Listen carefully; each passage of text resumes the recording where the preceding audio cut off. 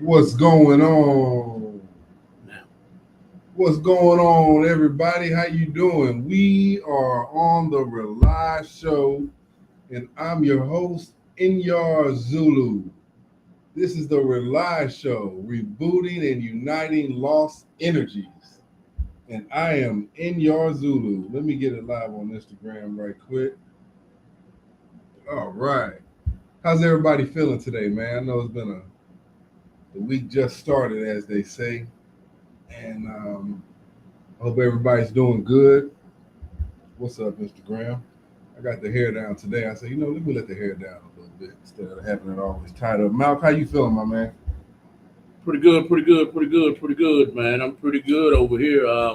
Like I told you when you got here, it's rough. We're stepping our game up and Yeah, trying to become better. And you already know when you're trying to become better, all kinds of obstacles get in the way. So yeah, I'm yeah, I'm alive, but I'm stressed, but I'm blessed, like they always say, because yeah. I see the light at the end of the tunnel. You feel Hey, me? as long as you see that light, and that's true. When you try to better yourself, you always get little speed bumps, Yes, sir. but that's just a growth process. Yes, sir. Because if you want to try to better yourself, life would be easy. You can just live the life. That's right. You know what I'm saying? Or live how they tell you to live. So that's a good thing. That means you're going in the right direction. Yes, sir. Planes always got turbulence before they land. Turbulence. That's You know what I'm saying? a good one. Turbulence.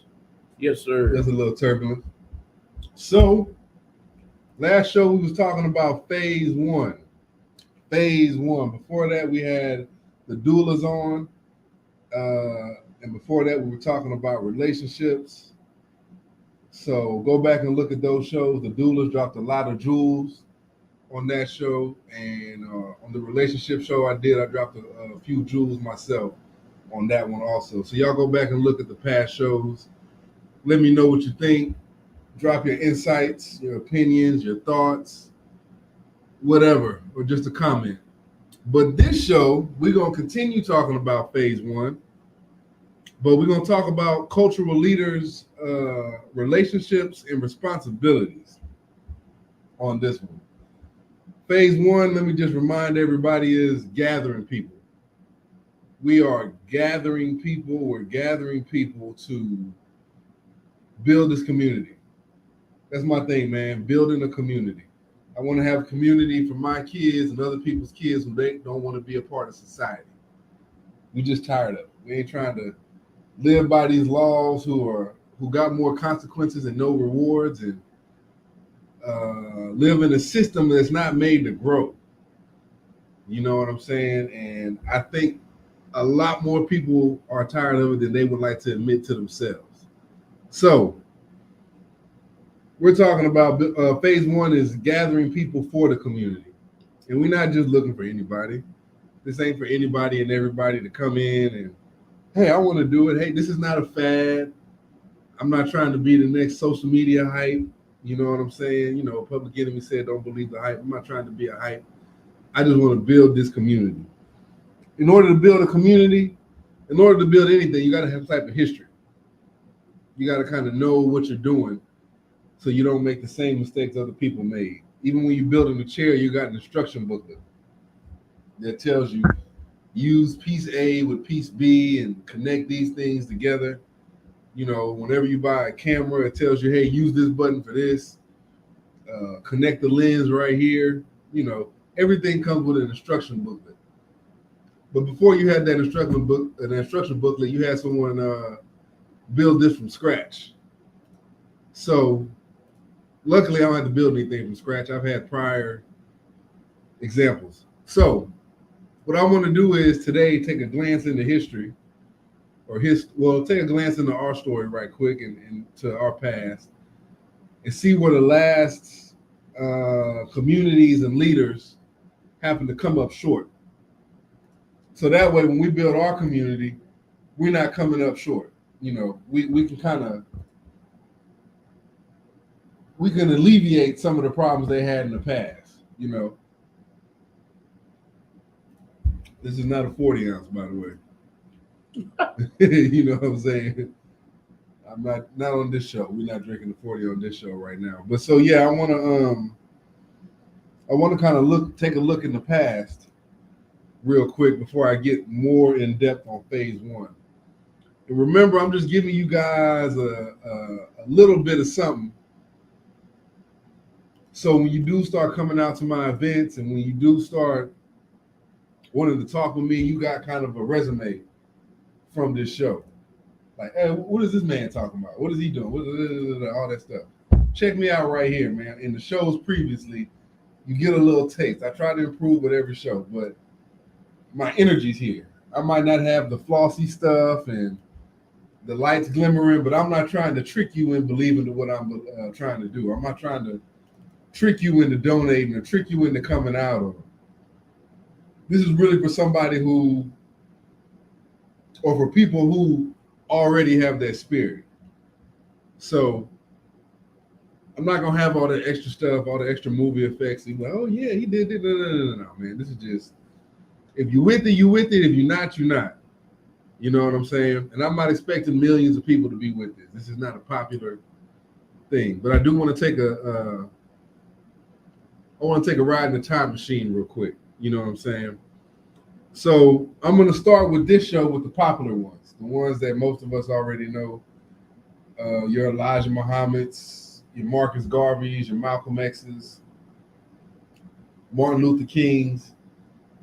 That's who I'm going to start with. These are some of the leaders. When I'm discussing leaders, I'm talking about people who are trying to take us to another stage, man, evolve us.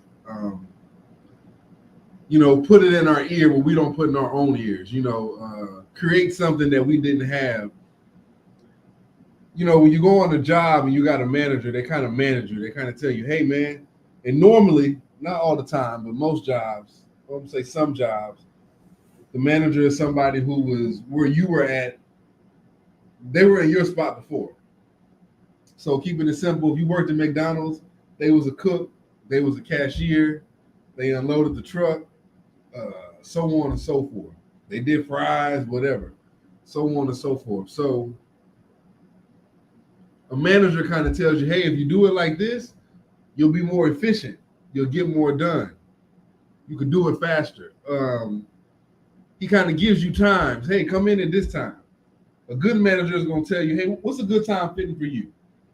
They ask you that because they know that they want to get the best work out of you. They don't want to sit over here and have you coming in and they're not getting the best work out of you. So he knows if you're not a morning person, he's not going to have you there in the morning.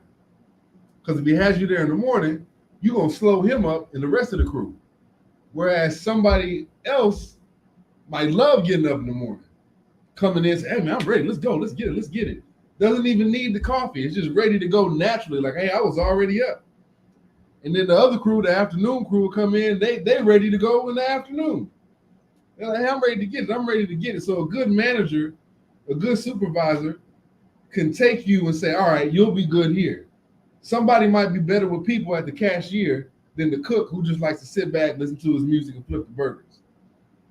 So that's the kind of leader we need. We need someone who's going to, in a way, manage us. You know what I'm saying? And in those leaders, when these leaders are here for us, we also got to be good followers.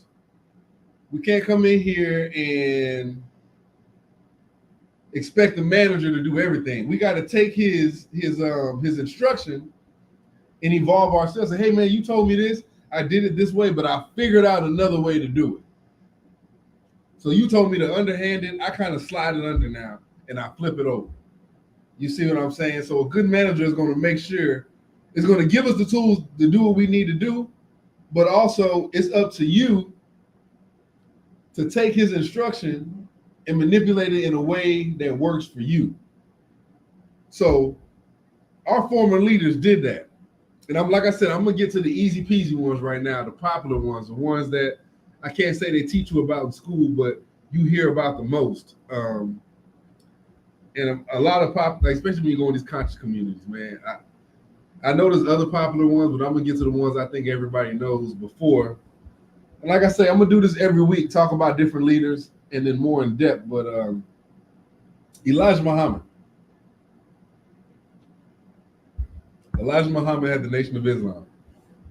And from the Nation of Islam, we got a lot of people, which I'm going to go into one famous one, Malcolm X. Elijah Muhammad said we had a need for, we needed an identity. You know, we needed something here for the black man to learn how to be a black man. We needed protection. We needed education, so on and so forth. I was listening to a Farrakhan speech, and Farrakhan said, and this is according to him, and I'm not doing it verbatim, but I think I'm getting the gist of it. Elijah used to go around, because back in the day, the men did the working and the women stayed at home for the most part. So Elijah would go around when the woman was there, because you know once your woman tell you to do something, you're gonna do it.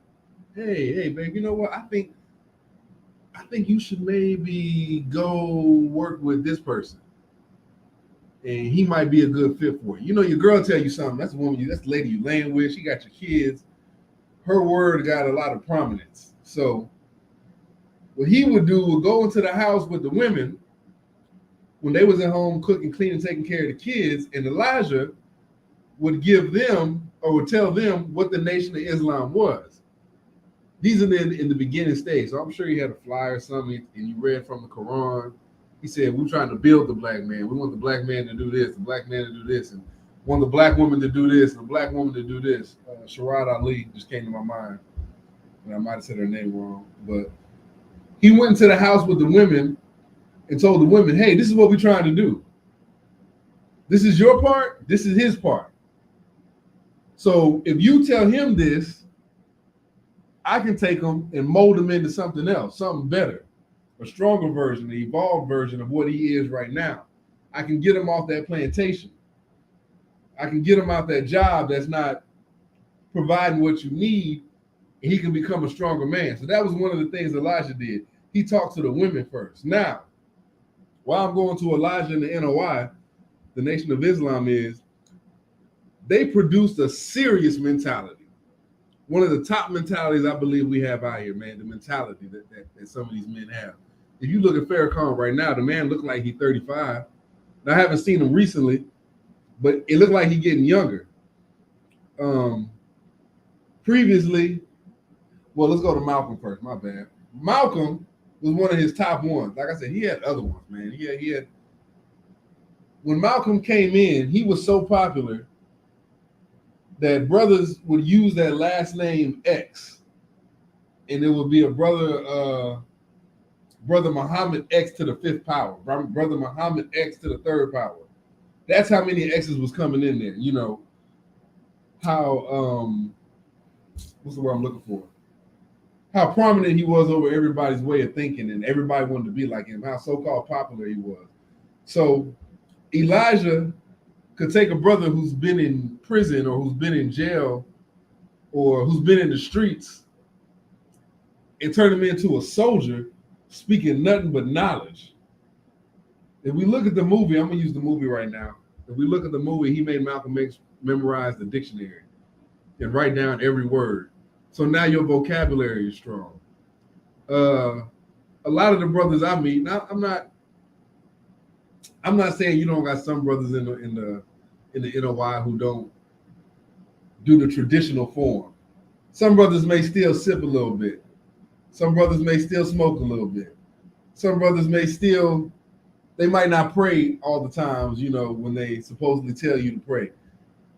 But for the most part, those brothers are disciplined. You know what I'm saying? They keep their body clean. They don't eat pork, and they know why they don't eat pork. A lot of us don't do something and don't even know why we're doing it. So with them brothers, I know when I talk, I don't eat pork because they'll give you some science behind it. You know, if you read this book, it'll tell you this. But when I changed, my body did A, B, C, and D. So they really got their own way of thinking. They don't let anybody manipulate them. So Elijah Muhammad had the NOI and was able to transform. There we go. He was able to transform brothers and sisters into becoming a more evolved version of themselves. So that's just one leader. That leader produced Malcolm X, El-Haj Malik El-Shabazz, Brother Omawali, whatever you want to call him. Mr. Little, I wouldn't call him that. He changed his name. But if you're doing research, these are just names you can look up. You know, Malcolm was a hustler. I think his nickname was Red. He was hustling. He had all these women. I think he got locked up behind a white woman. and had to spend some time in jail because he had some, drugs on him, so on and so forth. But when he came out, he became Malcolm X to what we know today, who inspires a lot of brothers. That brother inspired Farrakhan. Farrakhan inspired Khalid Muhammad. You got people across seas like Leo Muhammad. There's two brothers here that I don't want to blank on their names, man. The one lawyer and the other brother, I think he's on Fox News now. But what I'm saying is, this is one leader that we had that produced a lot of good stuff. So, Elijah Muhammad is one. Marcus Garvey is another one. Black Starship. He came over here. He said, we need to start doing business. Now, keep Elijah in mind. He was a religious person. He had you thinking right. He had you protecting yourself. He had you dressing up right, passing out info, bringing other brothers in. Then you got Marcus Garvey, who did something similar. He wanted to keep it specifically black purple. He didn't have a traditional religion, I don't believe, but he was a business-oriented person. He dressed the part. He looked beautiful. You know what I'm saying? He says you got to act like a king if you're going to be a king. He bought a whole bunch of land to where we could live at. He had food or he had products and stuff coming over from the islands. He had his own ships. He had women in charge. He had men in charge. I'm going to go off topic for one because that reminds me of Shaka Zulu, one of the famous ones on the other side of the country in Africa, so I can make this universal. Zulu had his own tribe for our marijuana smokers out there. He used to go get the plant and extract from the plant exactly what had you high so you could be on a spiritual thought process. They couldn't invade Zulu. Matter of fact, I was reading something on Zulu a while back. Zulu, I believe, killed himself. He said, because I'd rather kill myself than let this white man come in here and kill me and take my tribe. You see what I'm saying? So that's across the way. I think it was in the movie. I ain't seen the movie in a minute. I'm going to have to go back and watch that tonight. But you had Shaka Zulu, who had his own tribe. You still go over there right now, you got Zulu Nation. And they had war tactics that were copied by Napoleon and other white exploits that came over there to exploit them. And that's probably why they call them exploiters or exploiters. They came over there and exposed them. The way they ate was different. I'm sure you still got Zulu blood or people over there with Zulu blood in their veins right now that's still living, that don't really too much mess with the so-called European system. So you had Shaka Zulu, who was a leader, who said we need to follow our own culture, who didn't want to mix in with them in the first place, but it was his brother that kind of had him twisted, which, as I'm going in, Marcus, Elijah, Malcolm, and Khalid, it was all people close to them that got them shot, got them assassinated. So Martin Luther King was another one. He had a different name. I read his book. I didn't realize this was a while back. But anyway, Martin Luther King believed. So Malcolm was more, if you try to put a gun to me, I'm going to put a gun to you. You see what I'm saying? He didn't say fight fire with fire, but he said, if you're going to bring fire, I'm going to bring something out. I see someone say, salute to everyone from Texas, prison stories on YouTube. Okay. I'm glad you said something about prison too. I'm gonna get into that in a minute. But Malcolm was like, "Hey, I'm if you try to shoot at me, I'm gonna shoot back at you." Elijah equipped him with that. He said, "Man, you can't be a punk." Sometimes when he spoke out too much, he was silenced. So that was politics. But Martin, contrary to belief, used some of the strategies from the Art of War. He said, "All right, go ahead and hit on us if you want to. That's fine. Throw stuff at us, that's cool, because eventually you're going to get tired of swinging. And once you get tired of swinging, hey, beautiful boy. Yeah. You can come in here if you want to. Once you get tired of swinging, then we're going to get you. So you can swing all you want to. Go ahead, keep swinging. Your arm's going to get tired. And once your arms get tired, then we're going to break your arms. Then we're going to break your legs. Then we're going to take your land. That was MLK's strategy, contrary to what they tell us. Talking about, we shall overcome. Singing was a way to set the tone for our people. they didn't just sing in slave fields, they were singing chants to create rhythms on the ground. They had something that you can get mucus out your body that tribes used to use to where you sit on it and they would beat the drums and the men and women would do a sound like even if you do that in your mouth, you can feel it. And that would create vibrations to move things through your body. So contrary, if you do your research, when you sing it, that sets a tone. You see what I'm saying?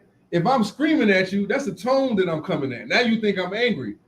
Contrary to when I'm sitting over here saying, hey, man, how you doing? Everything cool? You think I'm being real fly and I'm calm. And sometimes you can't even tell what I'm doing because I'm not giving you a tone that you can set at. So when we were singing, we were setting the tone. So now, and that's when the media was trying to tape us and say, oh, look at these black. You have to understand, back then, the media saw, and I'm going into all this just to get to a point, what each leader's way was doing. When the media saw black people, when we was pushed on them, they would say, oh, these are monkeys. They don't do nothing but smoke. They fight each other. They don't have any class, blah, blah, blah, blah, blah. But then when MLK would put us on TV and we would get hit and they would sick dogs on us and they would shoot tear gas in there and shoot bullets, people were starting to see, damn, what's going on here? And it wasn't people in America, because a lot of the whites and blacks in America still had that opinion. That's why they was doing it to us. That's a whole nother story about how the black people did us, who some of the black folks in our own community set us up. Because they would be feeding information, but we're going to get into that in a minute. MLK put on there how we would get hit, stuff thrown at us, people talking to us crazy. They're going out here saying, oh, you nigger, you coon, you this, you that. Right after somebody would have got locked up and hung, we would go out there singing. We would go out here saying, hey, we don't want this. We don't want this kind of trouble. And these white folks would come out acting like villains and devils, which is one of the terms they got, one of the evils that gets labeled on them. So we out here singing and walking, and you over here throwing stuff at us. And not just the men, but the women and the kids. You had women and kids in that crowd. So now when they say that we soft, how many of us could go walk and someone call us a bitch and we turning around ready to fight? Man, you a bitch. Say, what? I ain't that. But they was walking, getting called everything. And all they did was sing and walk to one destination to another destination. Now that takes, I'm not saying what happened afterwards. We'll get into those stories later. But he was showing you on camera, we're not what you think we are. So people who say that MLK was weak and he was all about turn the other cheek. Yeah, once you turn it this way, when you turn around, you're going to get a different side. They say sometimes we'll tell the left hand what the right hand is doing. So anyway, that was MLK's strategy. He was like, nah, man, I'm not going to sit over here and let you take me out of my character. I'm not going to sit over here and let you tell me what I'm going to be because of the way you treat me. It's not going to happen. So while you throwing stuff, we're going to go back to our camp, and then we're going to send what they call now the goons out after you afterwards.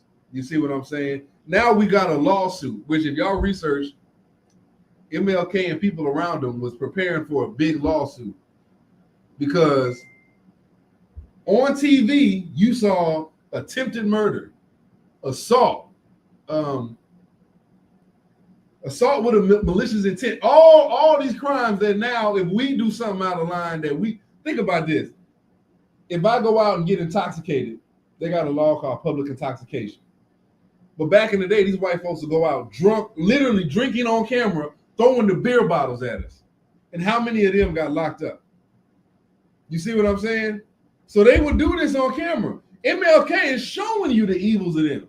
This wasn't him just talking, oh, they doing this and they hitting me. And No. That's what they was doing to us. So that was his lane. Malcolm's lane, which he said this in the speech himself, you better be lucky I'm not MLK, because if you throw something at me, I'm going to come get you. He said, so you go ahead and try and touch these brothers and sisters marching, but you got to deal with us today, and we're not going to sit back and take it. So that was Malcolm. This was Martin. Marcus was the businessman. You have I don't have him on my list, but I can't remember his name. But his nickname was the Great Agitator. He used to go from church to church to church, telling black folks, "Stop sitting in here singing." He came before Martin Luther King. Matter of fact, that was one. This is what history gave him, the Great Agitator. He said, "Y'all got to stop sitting in here singing and giving a great word, saying, 'Oh, Jesus this and Jesus that.' But when you walk out of church at that time, Brother Willie was sitting over here hanging by the trees with his penis cut off and one of his feet missing, and an ear missing, and maybe an eye missing. You see what I'm saying?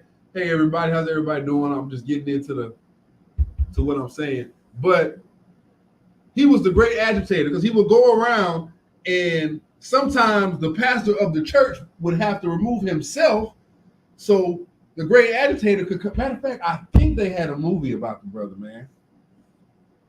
Oh, who was in it? Louis Gossett Jr. or was it James Earl Jones?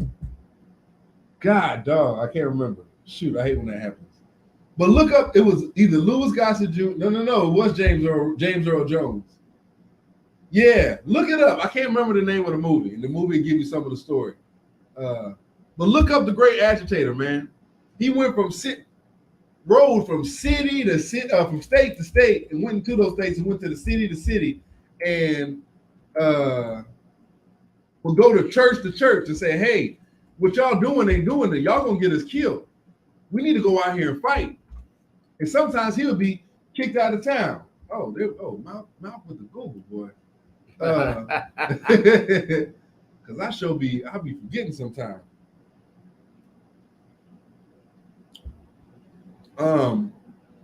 He would go out and tell these black folks, "Hey, man, you got to make a move. You sitting in here singing and clapping your hands, thinking everything gonna be okay. It's gonna get you shot. How many people has died in your town? And how many people are going to die if the men don't stand up and the women don't have their back?" So I'm just giving you a few leaders and what they did. So we'll go back real quick. Elijah equipped you with knowledge and confidence and identity. That's one thing Elijah gave you, was an identity. And he told you who you were. He said, "Man, you're not no nigga. You're not no what was it? Anyway, you're not just no black man, what they tell you. You created this. You're the original man." So he instilled that in us.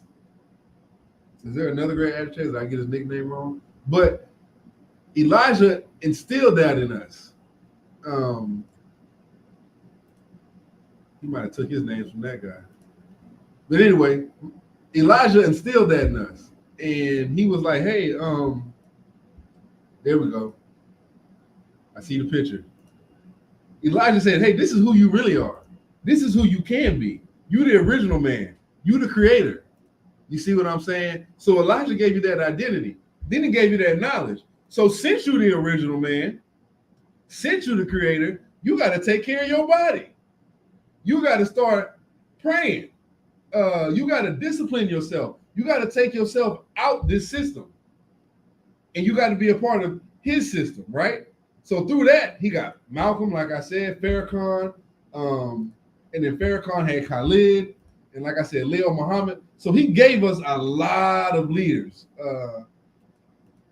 something to stand on, something to be like, "Hey, man, I am this great." Marcus gave us the business sense, the business mentality. Hey, man, not only are you black, now Marcus, if you research, I wouldn't say he was a racist, but he's one of the original racists, because he said, "Man, if you ain't black unless you dark black, unless you purple like me." There we go. Oh, mouth with there you go, putting it up. Hey, y'all go look on Real Talk Radio 100 on Facebook and on YouTube. Is it just Facebook or is it YouTube also? Facebook and YouTube. Facebook and YouTube, Real Talk 100. Y'all look it up, because Malcolm dropping the knowledge as I say it, so when I forget, he'll tell you. There you go. I thought it was 100 times over, but yeah, okay. He was jailed over 87 times, and I bet you he had about 20 in each state. You talk about warrants. I guarantee you he had some warrants out. But anyway, or anything warranted to kill him or whatever. But anyway, Elijah gave you that confidence, that knowledge. Hey, go read this. This is proof that you run this joint. This is proof that no one should talk to you like this. Now, after you read it, you got to accept it. Now you got to know to speak to them the way they speak, and then come back and speak to us the way we speak. You know what I'm saying? Keep it in the circle. Keep it in the family. That was Elijah. That was Malcolm. That was Farrakhan. That was Khalid. You notice, for the most part, nobody spoke out against their leader because it was love. So that's Elijah. Marcus gave you the business sense, like I said. He told you we need to start trading amongst each other. We don't need to let them into this circle. And if they come in here, to slaughter them. Zulu, Shaka Zulu, he told you, stop letting them white folks in here. I'm cutting heads off. This is our land. You can come visit, but do not give these people our principles and nothing else. Matter of fact, since his brother did it, I'm going to take myself out because I don't want to deal with it. So Zulu did this. Martin Luther King, like I was just telling y'all, he was telling you, all right, go ahead and swing. But eventually you're going to get tired. And now I'm going to show how evil you really are, despite what you push on TV. There we go. There go our leaders right there. The Great Agitator was another one where he went around place to place giving you that knowledge. Hey, you need to do something. You need to do something different. So what would I say is a mistake that they had? And the reason why I brought those few up. The mistake was, one, they didn't keep it private enough.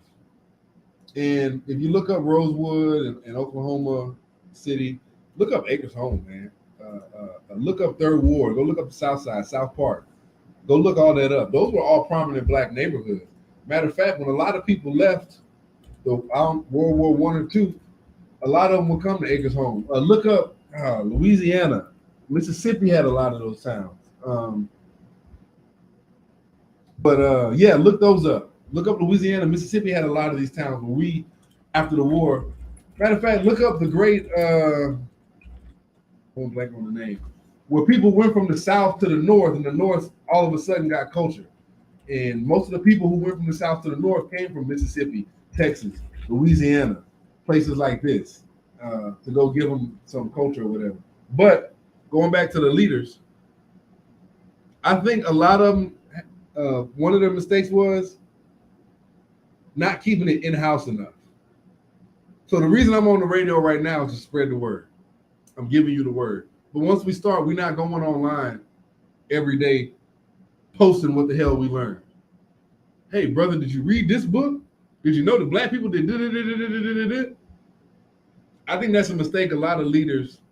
First off, the word leaders is thrown around too fucking easily now. Excuse my language. Don't excuse it, but this is my language. It's thrown around too easily now. Oh, he's a leader. You see how many followers he has on the Instagram or on the Facebook? He's a leader. You see how he's dressed? We got brothers in our neighborhoods right now who stay in a black neighborhood because they don't want to leave there and spend their money with nobody else, who travel from one side of the town to another just to support their people. And we don't give them no backing. So let me go back to this right quick. I believe these leaders had, first off, they let too many people in, and they used too much religion. And they never really changed the system. And ego. Ego was another one. So it became more about them than it became about the change, the involvement. And I think that's, you can see that now, because I always say if a child's acting up, just look at the parents. So now these leaders, their parents were the Malcolm X's, the Khalids, and everybody else. So now the circuit back in the day with Bobby Hemmett and Phil Valentine and Delbert Blair, they was on here dropping knowledge on these tapes, selling tapes, trying to make money. Not saying all of them was trying to make money, but they would go around here on this circuit and do their thing. And some of them, it became more about paying their bills. They would get mad because, y'all don't want to buy nothing from me? And it was like, whoa. What happened to in your speech? You said the Spirit put it on you to say this to people. Let me tell you something about leaders. They don't get paid. They don't have a retirement plan. They don't have nothing backing them if they die. Matter of fact, if they die, their family is worse off now. Because now the wife has to protect herself. They got to find their own way of money. So let's not get this twisted. If you in here for the culture and you trying to get paid, then you're not a leader. And eventually you're going to be X'd out. You see what I'm saying? Because this is not a glorified job. You know what I'm saying? So anyway, I think a lot of the leaders lost sight. So they began on negotiating things that would make them look good, that wouldn't paint them in a bad picture. You see what I'm saying? Ego. They might have had a friend or a partner or somebody they was working with off the books, and if you spoke out against them, they would silence you. They might have had funding coming in, and if you spoke out against that funding, and those leaders called another leader, then they would silence you. You see what I'm saying? What's up, Cooks? H-Rep.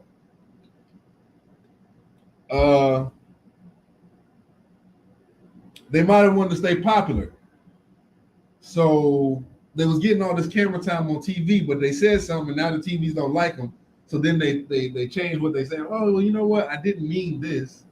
I meant it like this. So I think the leaders stopped answering to some of them, not all of them. Some of the leaders stopped answering to the people and started answering to them people. You see what I'm saying? They started answering to the white folks, the ones trying to attack us. You know what I'm saying? And let me just say this real quick, man. I know there's a lot of white folks that did some messed up stuff, but where do you think they got this information from? Study the history of the Moors. You see what I'm saying? I'm not saying all Moors were bad, but study who they gave information to. You know, there's a popular story out there that say the black man went over there and gave the white man civilization, or taught them how to be civilized, right? We went over there and brought them out the cave. Hey, some people don't need to be brought out the caves. You can't take a tiger that's been in the wild for 30, 40 plus years and then take him to a zoo and put somebody in a cage with him, because that's food. Real quick story. There was a lady who had a python. She adopted a python. Adopted a python. And she got so close to the python, she used to lay next to the python. Python would sleep with her. And so the python stopped eating. And the lady was getting worried. You know what I'm saying? He tried to feed the python rats. It was getting sick, whatever. And the python would just lay there. Just lay next to her every night. So then the lady took the python to the doctor, to the vet, and said, he's not eating. What's wrong with him? And the vet told her pretty straight up, said, hey, don't go back home. That python's ready to eat you. He's laying next to you in the bed because he's measuring the size of your body to see what it's going to take to eat you. I've recently read another story online that is an extent to that story, because I read that story in a magazine back in the day. Now everything's online. But I guess there's a different version out now, or maybe this happened to somebody else. But where the lady put a mannequin of her body, which I don't believe it, because pythons, they snakes in general, when that's for smell. That's to see what's out there. So if you put a mannequin out there, now he's tasting plastic. So anyway, I don't know about that one. But she said she put a mannequin out there, sprayed the perfume on her so it smelled like her, blah, blah, blah, blah, blah. And the python crushed the mannequin. So I don't know what happened after the python figured out it wasn't a human being. I guess he was happy and then took her to the vet and had to, whatever. But the moral of the story is she took a wild python and thought it was going to turn into little Henry. What's wrong, Henry? No, you're going to get murdered. So what I'm saying is, to those black folks who did go to try to turn somebody civilized, we're living in what happened. You see what I'm saying? We're still next to pythons. You know what I'm saying? We're still in the cage with tigers. So study that real quick, because it wasn't just them. If we're going to build a community, and I'm not trying to say don't hate the white man and love him. I'm not doing all that. What I'm saying is study the history, because if we're going to build a community, we got to understand that everybody and everything in the human family comes from our DNA. You see what I'm saying? So whether it's my 19th cousin from 100 years ago, or my first cousin. That's from my DNA. That's how it works with the human DNA. We got cousins, we got brothers, we got mothers, and each of those people had cousins and brothers, mothers and fathers, and each of them had mothers, fathers, brothers, cousins, sisters, and aunties and uncles, and all of them had. You see where I'm going with this? So we got to study the human family and how that went on. So we can't sit over here and keep blaming one group of people, because if we do that, we're going to get screwed over and over and over again. So I think that's where they messed up, because a lot of these groups allowed everybody in. If you was black, you was automatically in. And like the elders say now, all skin folk ain't kin folk.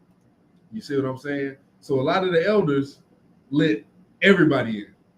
Oh, brother, look, if you had the right lingo, you was getting in to play bingo. You know what I'm saying?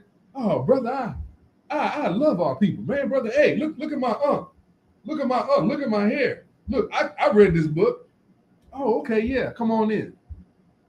Not realizing that this guy, look, I'm going to take this to a street level. Do you know why most trap houses get trapped?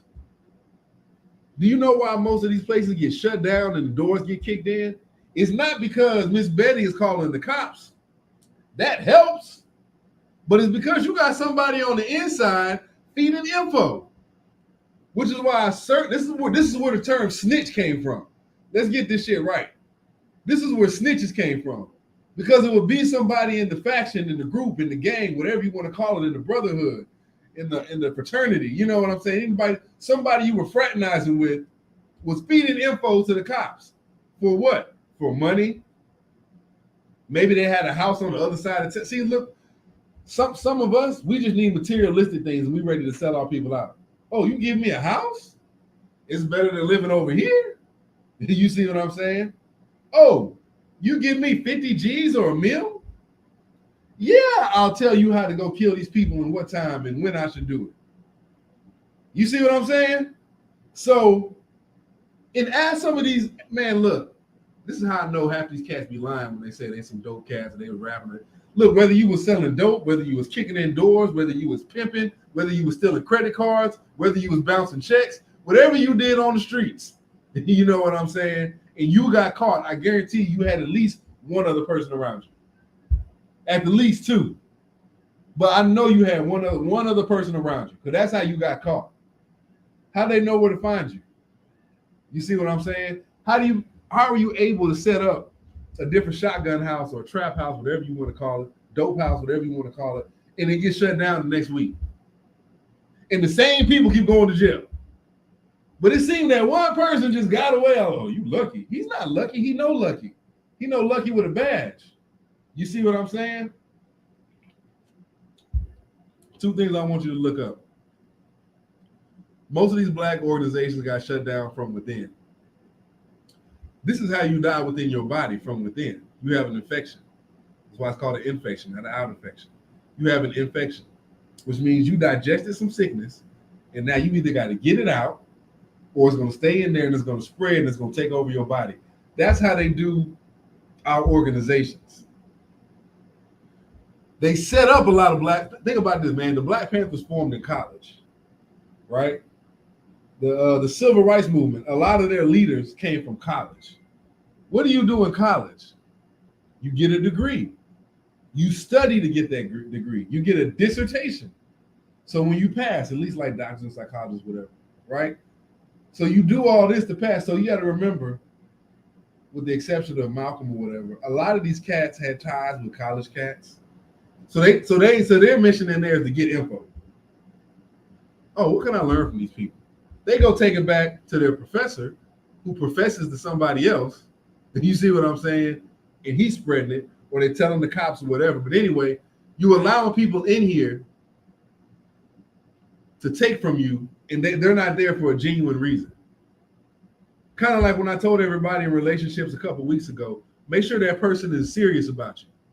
Ask the questions. Hey, man, what's your plans in the future? What do you want with me? You just want a one-night stand? You know what I'm saying? You just want some dick? You just want some pussy? You just want some sex? You want to do some freaky stuff? Or are we going to do something?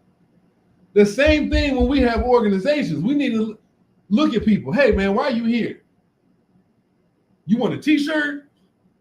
You want some knowledge? You want some information? Do you need people to hang around? Do you need somebody to high five you? Is your confidence low? Are you depressed? Did you see something on the TV or the internet or whatever that sparked something in you and this is the first thing you saw? Why are you here? We need to ask people that in our lives. Why are you here? Why are you in my life? You see what I'm saying? Man, ask your family that. Why is you here, cuz? Why is you calling me? Not in a mean way, but literally find out, do you really love me? Do you really have my back? Or you just calling me because our parents said we was blood?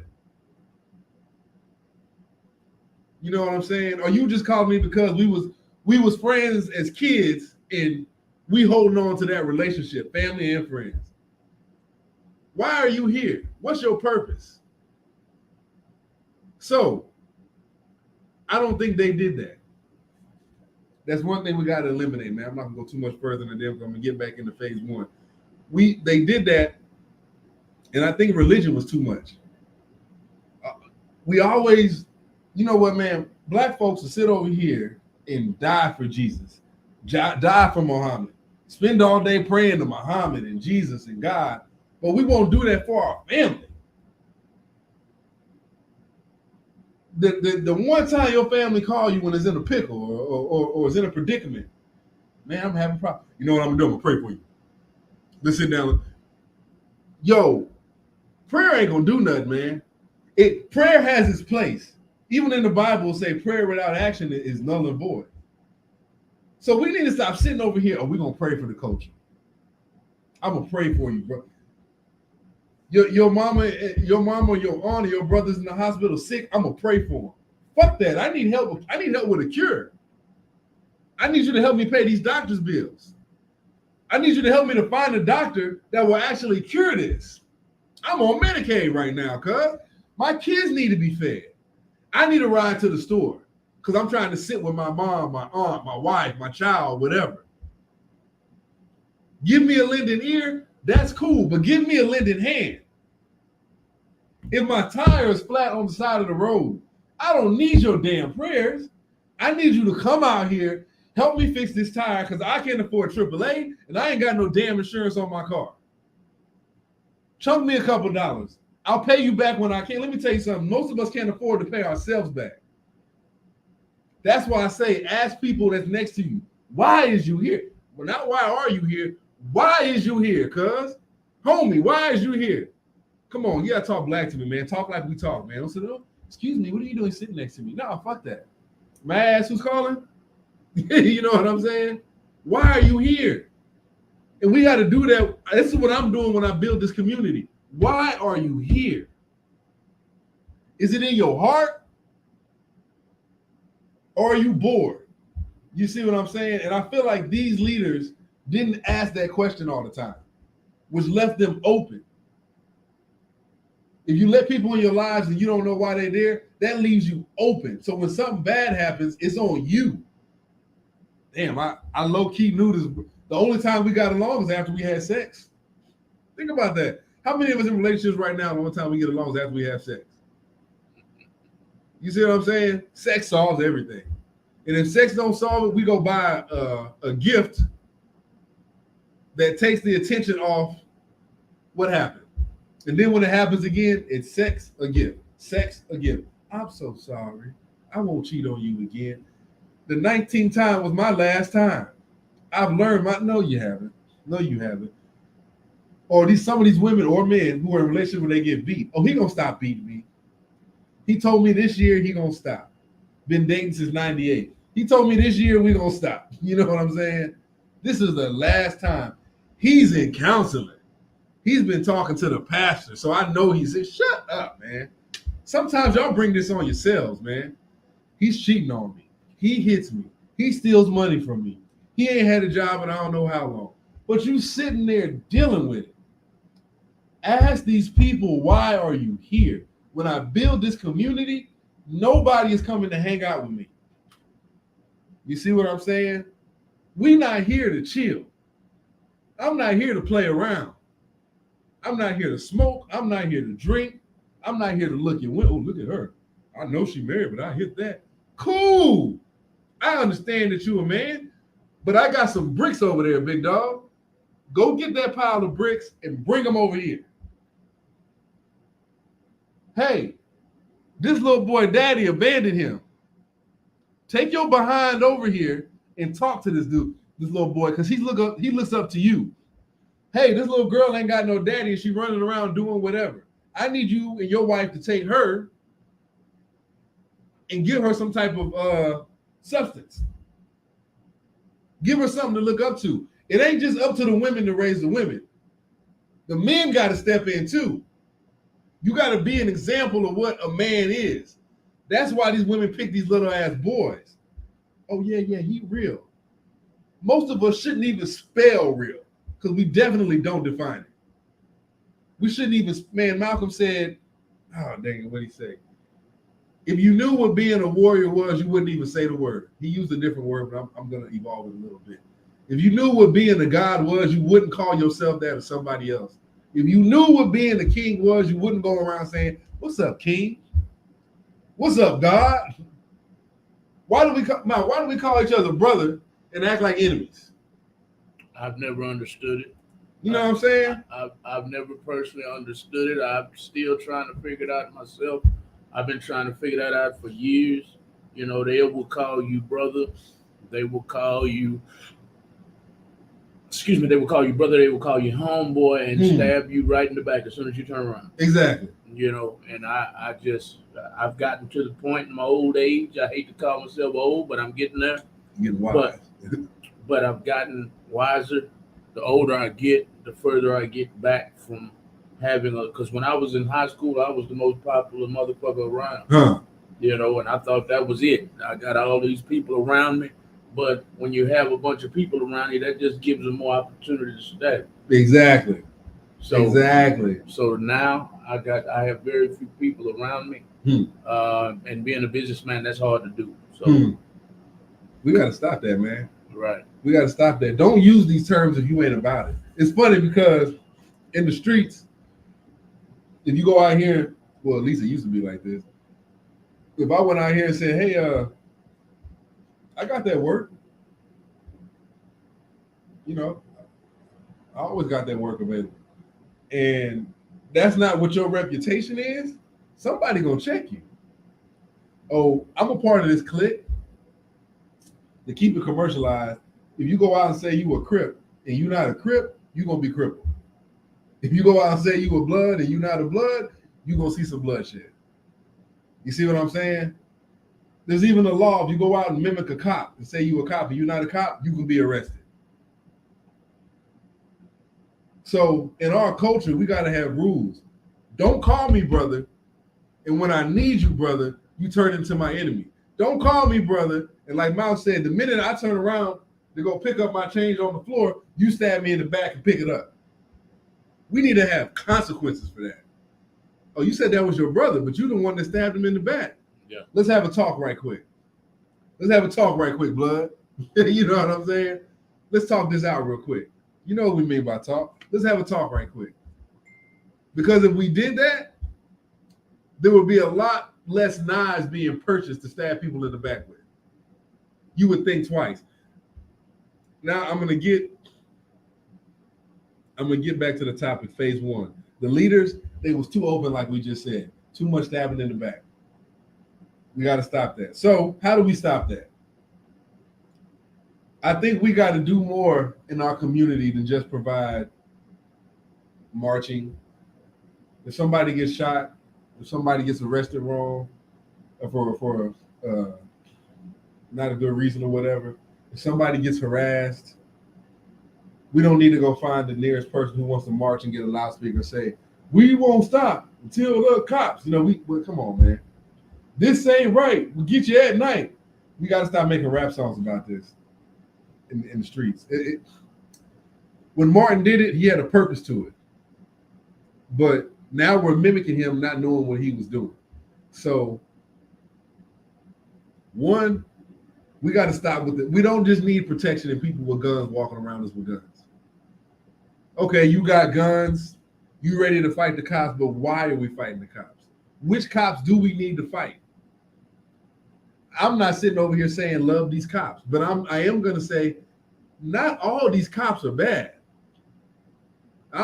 And believe me, if you would have met me 5 years ago, you wouldn't have heard that come off the tip of my tongue. You wouldn't even heard this coming off the tip of my tongue. I'm about to say now. Not all these white folks and these Hispanics and Mexicans and Colombians are bad, despite the history that they tell us we have with them, or they have against us, really. All of them were not about what their families were about. Some of these people was funding underground organizations. Like, hey, what happened? There was a story where a brother was fighting this community. And this is recently, within the past 10, 15 years. And this white gun organization caught wind of what they was doing. You can look this story up, I believe. I don't know if it's out. I was just talking to him, but he was telling me. Because he had just came from it. He was like, you won't believe what I'm about to tell you. Because I was telling him, man, fuck these white folks, man. You know, talking my little jazz, whatever, playing my little music. He said, I'm going to tell you this right here. This is what he told me. I don't say that no more. Because where I just came from, I think it was in Mississippi somewhere, Louisiana. He was like, where I just came from, them white folks sent us buku amount of guns. Because they heard that they were coming in our communities trying to attack our kids. This is not a PSA for white folks. This is just information. Matter of fact, the picture they all Che Guevara. If I mess up his name, my bad.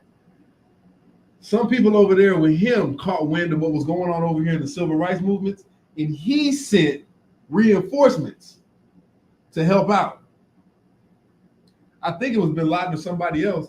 One of his mentors or somebody around him caught wind of the civil rights movement and said, hey, if y'all need to come over here, come over here. What was the other brother who they killed within the past 20 years? Libya's president, Gaddafi. Him and a few other people was about to make some type of currency where it was just pretty much our people. He was sending money and reinforcements to people over here who needed help, saying, send them over here, I'll give them education. Because over there at the time, I believe, when he was running it, they would send people to America to get a college degree to learn medicine and stuff like that they can take back to their country and help out. And as long as he was doing something for the country, he would back you with it. That's what a real king does. Anyway, they caught wind of what was going on and said, hey, how much you need? Oh, my son. Hey, how much you need? Or what do you need? What reinforcements do you need? Do you need food? Blah, blah, blah, blah, blah. So let's not be quick to say we know who the enemy is. Because we could be stabbing ourselves in the front. You see what I'm saying? So beware of who we say the enemy is. Matter of fact, don't even say who your enemy is to everybody. Just keep that within yourself. You know what I'm saying? So this is what we're doing wrong. I think I went in, you got the leaders and everything. We need more than just protection and religion. One of the biggest things we need to do is, I say this all the time, separate the state of our minds from the state that we live in. So separate from this legal system.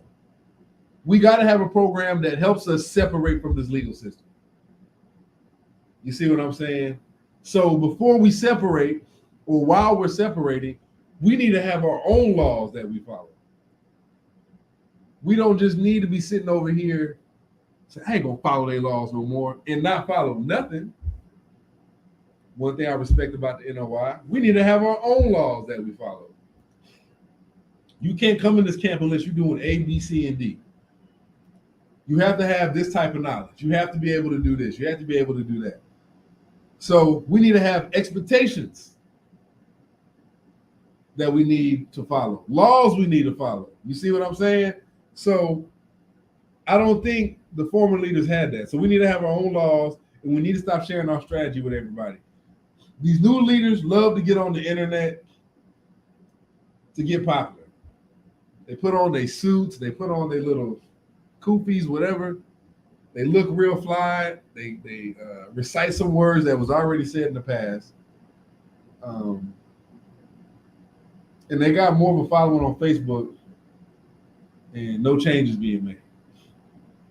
We need to stop following those people. And if you want to, that's cool. I'm not telling you what to do, what not to do. But if you're really about the work, we need to stop sitting over here thinking it's okay to listen to their speech and then go back to work and we're radical or we're revolutionary. So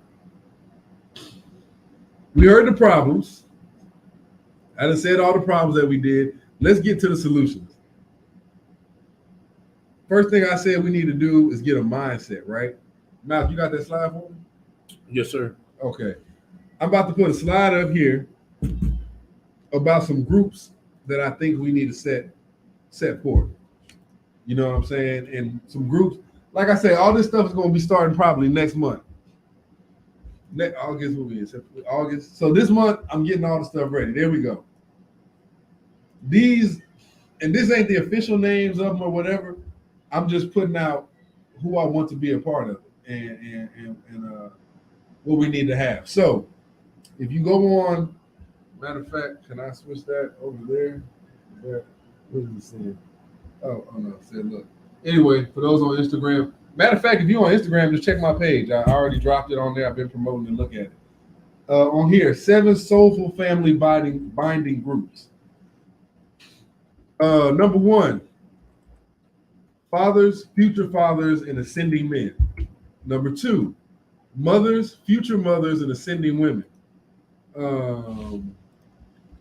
Number 3, kids, teens, young adults expressing their feelings. 4, 5, 6, and 7, sons and fathers, mothers and daughters, sons and mothers, and fathers and daughters. These groups, I think we need to first get together and start talking. So I'm going to tell you what each group is going to talk about. These are solutions, people. One thing I want you to understand about any group I do, no religion is involved. So it don't matter what religion you are. I don't care you believe in plastic or you believe that the trees and the leaves and the snakes and the thieves, you know what I'm saying? Whatever it is you believe in. If you about this life and trying to build community, then come to the group. Islam, Christianity, Buddhism, Taoism, atheism, whatever you are, come to the group. Do not come trying to push your agenda. Do not come say, you need to come join me in my religion. If you want to do that, go back to church. But 7 soulful family bonding groups. First one I put on there. These are not in the order, which is more important, less important. These are just groups, whatever. Thank you to my wife for fixing this up for me.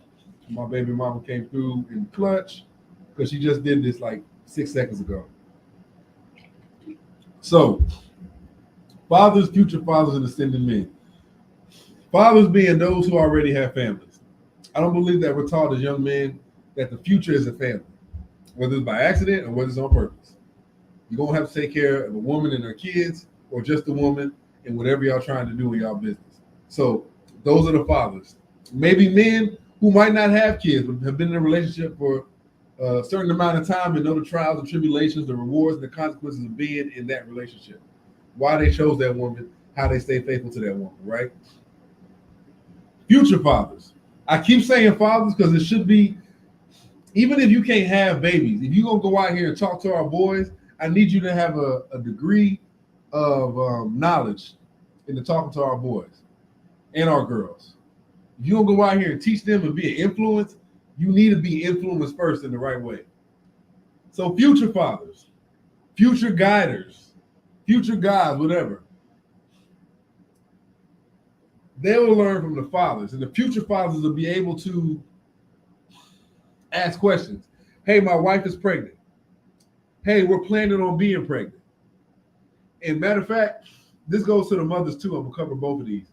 This goes to the mothers and the future mothers. So we got the fathers who have their stuff together, who's at a point in life where they're not struggling and hustling anymore. They've kind of got it evened out, right? I'm not saying they're rich. I'm not saying that they got all the money in the world, but they have a little bit more control over their life. You see what I'm saying? So we got the fathers who who will be teaching the future fathers. So those who have babies that are incoming or plan on having, like, hey man, me and my wife, hey, we doing the thing. We gonna have a kid here soon. Something gonna pop off. Whatever questions they have, whatever thoughts, however they feeling, hey, is this the right woman for me? Or am I being man enough? Or how do I become a man? Or what is being a father? Those type of questions, or any other questions that pop in your head. And ascending men. So when I say ascending men, that single dude who might be out here just laying pipe, either because he's bored or because he can, or he doesn't have no direction, but he knows he needs a direction. Those are the ascending men. You see what I'm saying? So the fathers can teach the future fathers, and the future fathers can teach the ascending men. The mothers can teach the future mothers, and the future mothers can teach the ascending women. Because just because you're a future mother, you chose to be with that man. You chose to have a child or plan on having a child with that man. You see what I'm saying? And the same for the fathers. You chose that woman, and you being with that woman, and you want to have a child with them. And the ascending men and the ascending women can tell us, hey, this is what I'm dealing with. How did you get to that point? We don't have, look, you know how many times I've heard the elders tell me there ain't no book on parenting. Fuck it, write one. Why don't you write one? Stop saying what we don't have and start creating it. Because if we come to you and we don't have money, what you gonna tell us? You better go find a job. You better go get some money. You better start hustling. But you're not gonna be in my house doing this. But you ain't gave us nothing. You know how many people is out here on the street right now because no one gave us the tools to be out here. Most of us bought our first car, got our first apartment, and learned quick. Oh, damn, I got to pay this every month? Oh, shoot. They'll cut my lights off even though I'm trying to pay it. You see what I'm saying? This is what these groups is for, man. And let me say this. It's not just for talking. It's about action. A father does not leave his son in the wild without helping him. By either giving him tools or being up there in the tree watching him. Hey, son, you might want to get your arrow up. Hey, son, you might want to get your gun ready. You might want to be ready to aim. Watch your step. Certain animals gravitate over here. Hey, you might not want to go hunting right now. It might be a little cold. Hey, lay rocks down so you can see how to get back home. Blah, blah, blah, blah, blah. You see what I'm saying? So we're about action. We're not going to sit over here and hold hands and cry in the meeting and not help a brother out. So with these groups, the mothers and the fathers, let me just give you one example. Once everybody get to know each other, we're going to start cooking food so everybody has food at the house.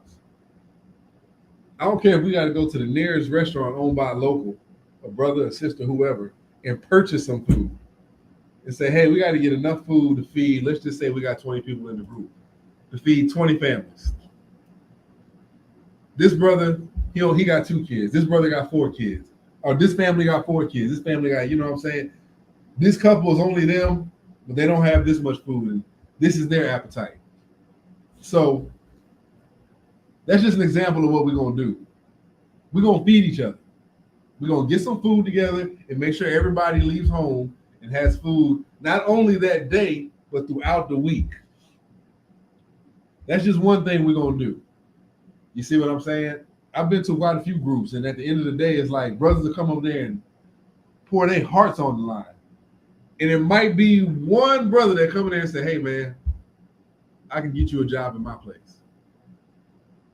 It might be one.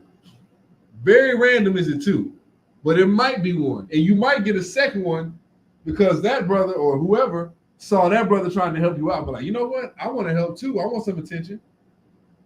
So let me rephrase it. You might have one genuine brother or sister in the group like, hey, man, you don't have nowhere to stay? You can come stay with me, but you got to follow these rules. You know what I'm saying? So my thing is, we're not going to let a brother stay on the side of the road. We're not going to let you not eat. We actually gonna build a brotherhood. Because before we can pick up these bricks together, we got to think together. We got to know each other. We got to have a reason to have each other's back. You see what I'm saying?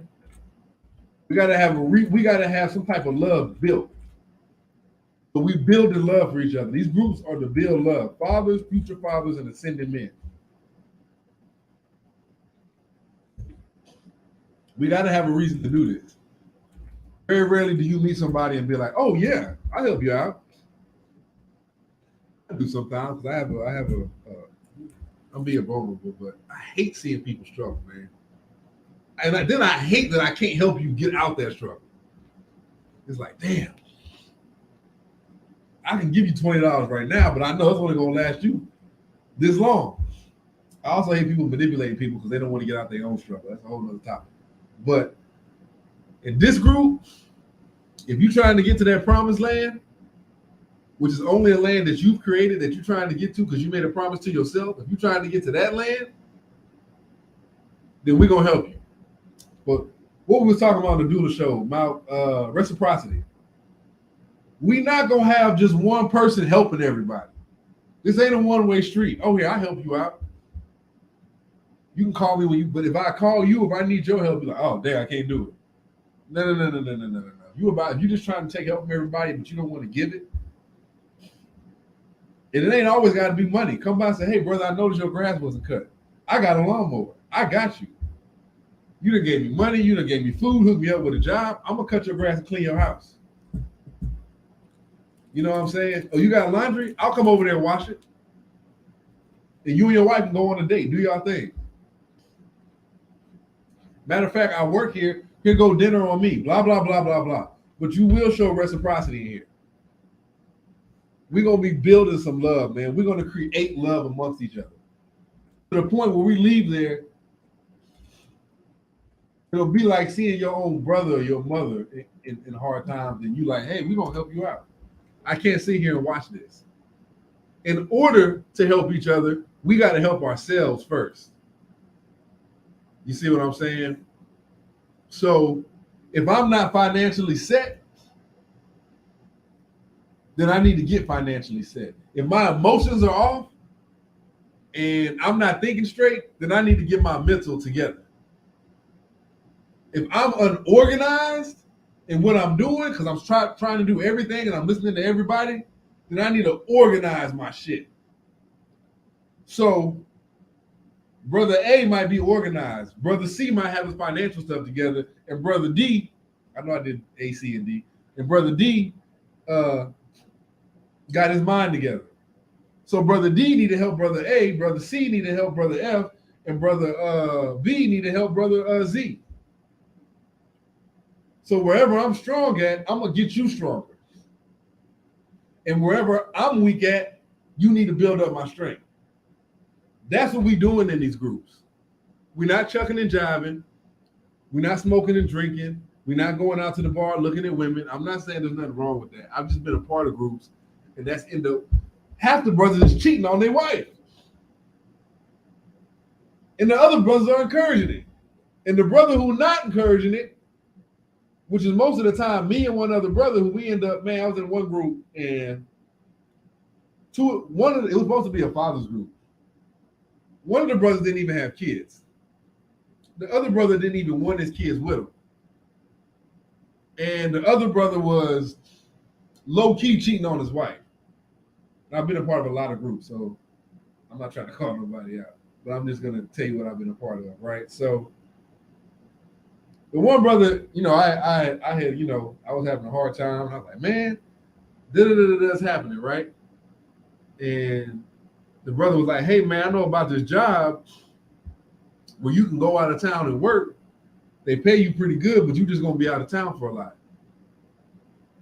And I was like, damn, I'm not trying to be away from my family like that, man. He said, it made him tell me, damn, me neither.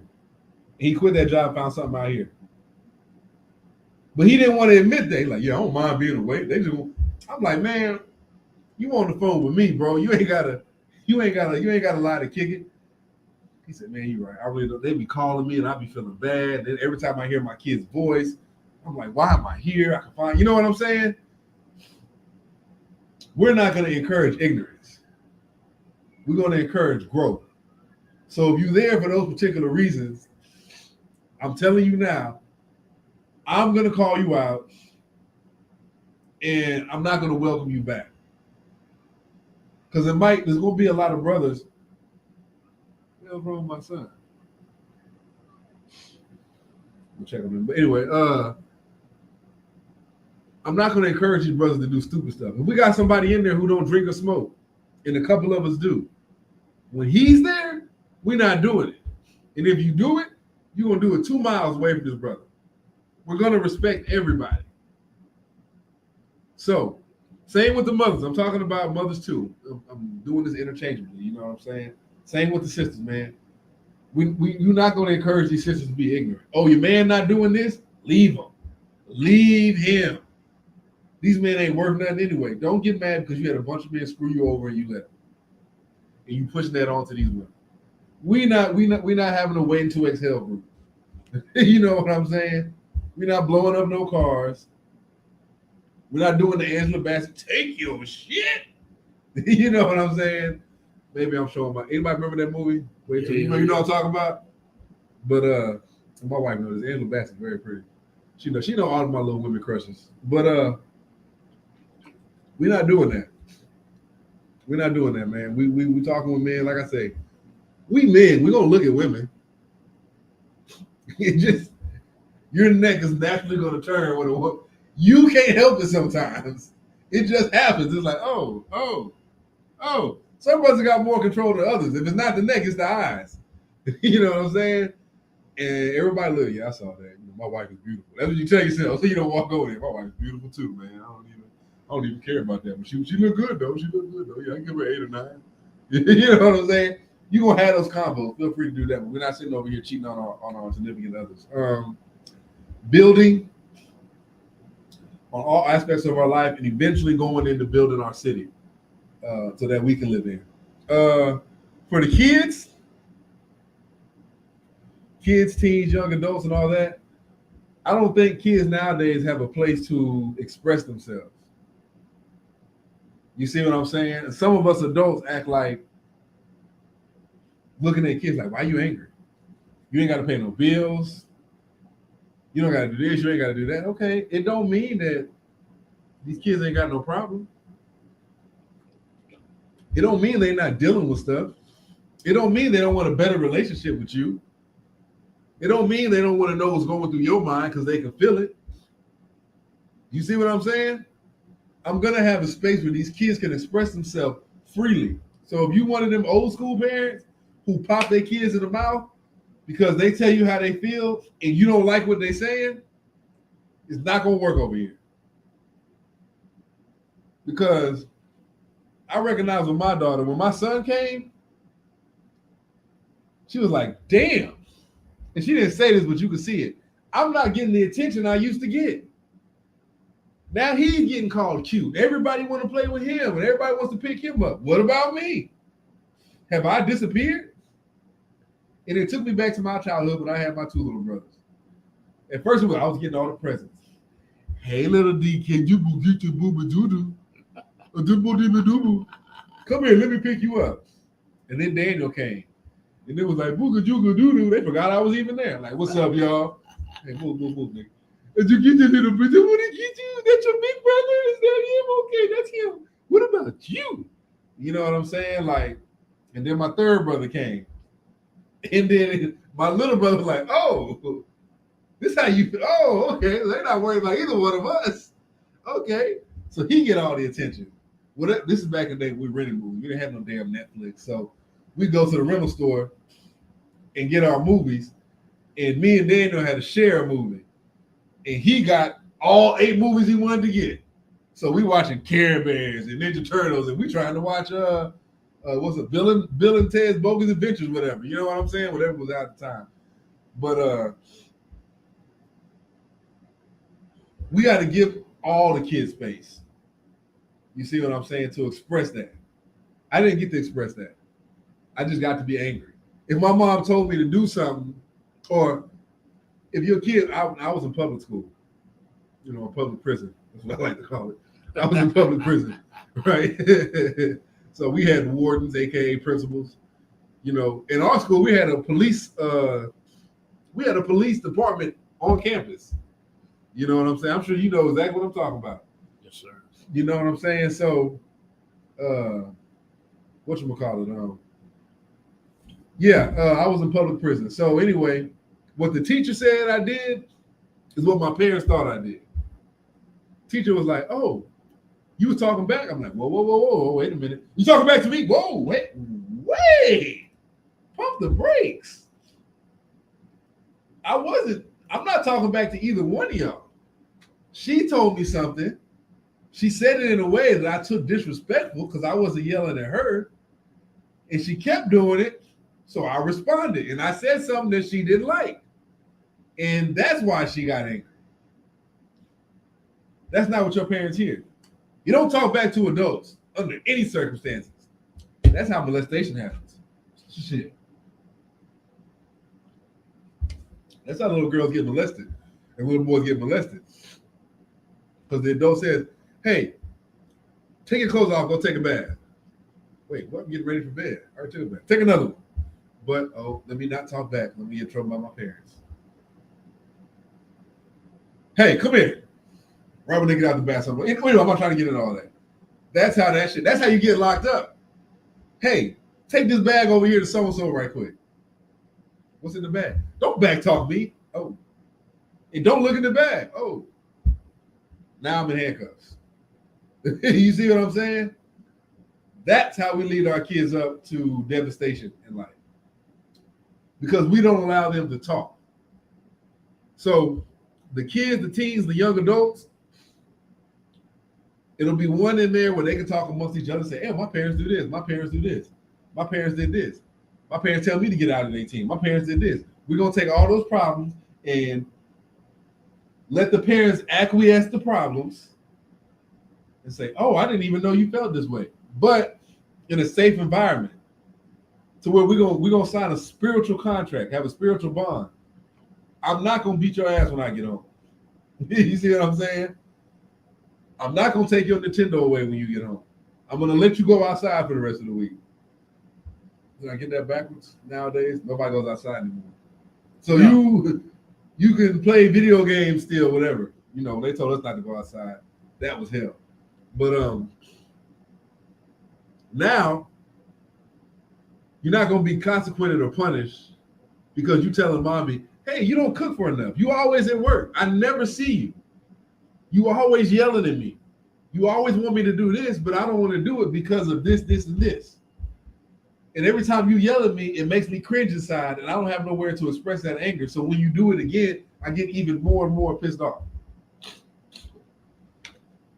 Excuse me. So we're going to let the kids express themselves. These are building things, right? I'm giving everybody building blocks, what we're going to do before we get the community going, right? Then we're going to get the mothers and the daughters. We're going to get that feminine energy rolling, right? And we're going to get the fathers and the sons. We're going to get that masculine energy running.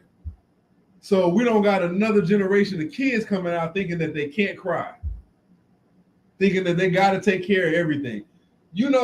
When my parents got divorced, you know how many grown men told me that I run the house now? Oh, well, now you run the house. Now you the man in the house. So then every time something happened, I'm thinking it's my fault. You got to get money for your mom. Negro, I'm 10 years old. I just want to watch Power Rangers. You know what I'm saying? What is Jason going to do this week? He got hit by Zordon. Oh my God. I got a lot of stuff I'm worried about right now. And I got to take care of the house. Master Splinter just got kicked out the sewer. What am I going to do here? I'm like, God, no. And I got to take, so it's like, man,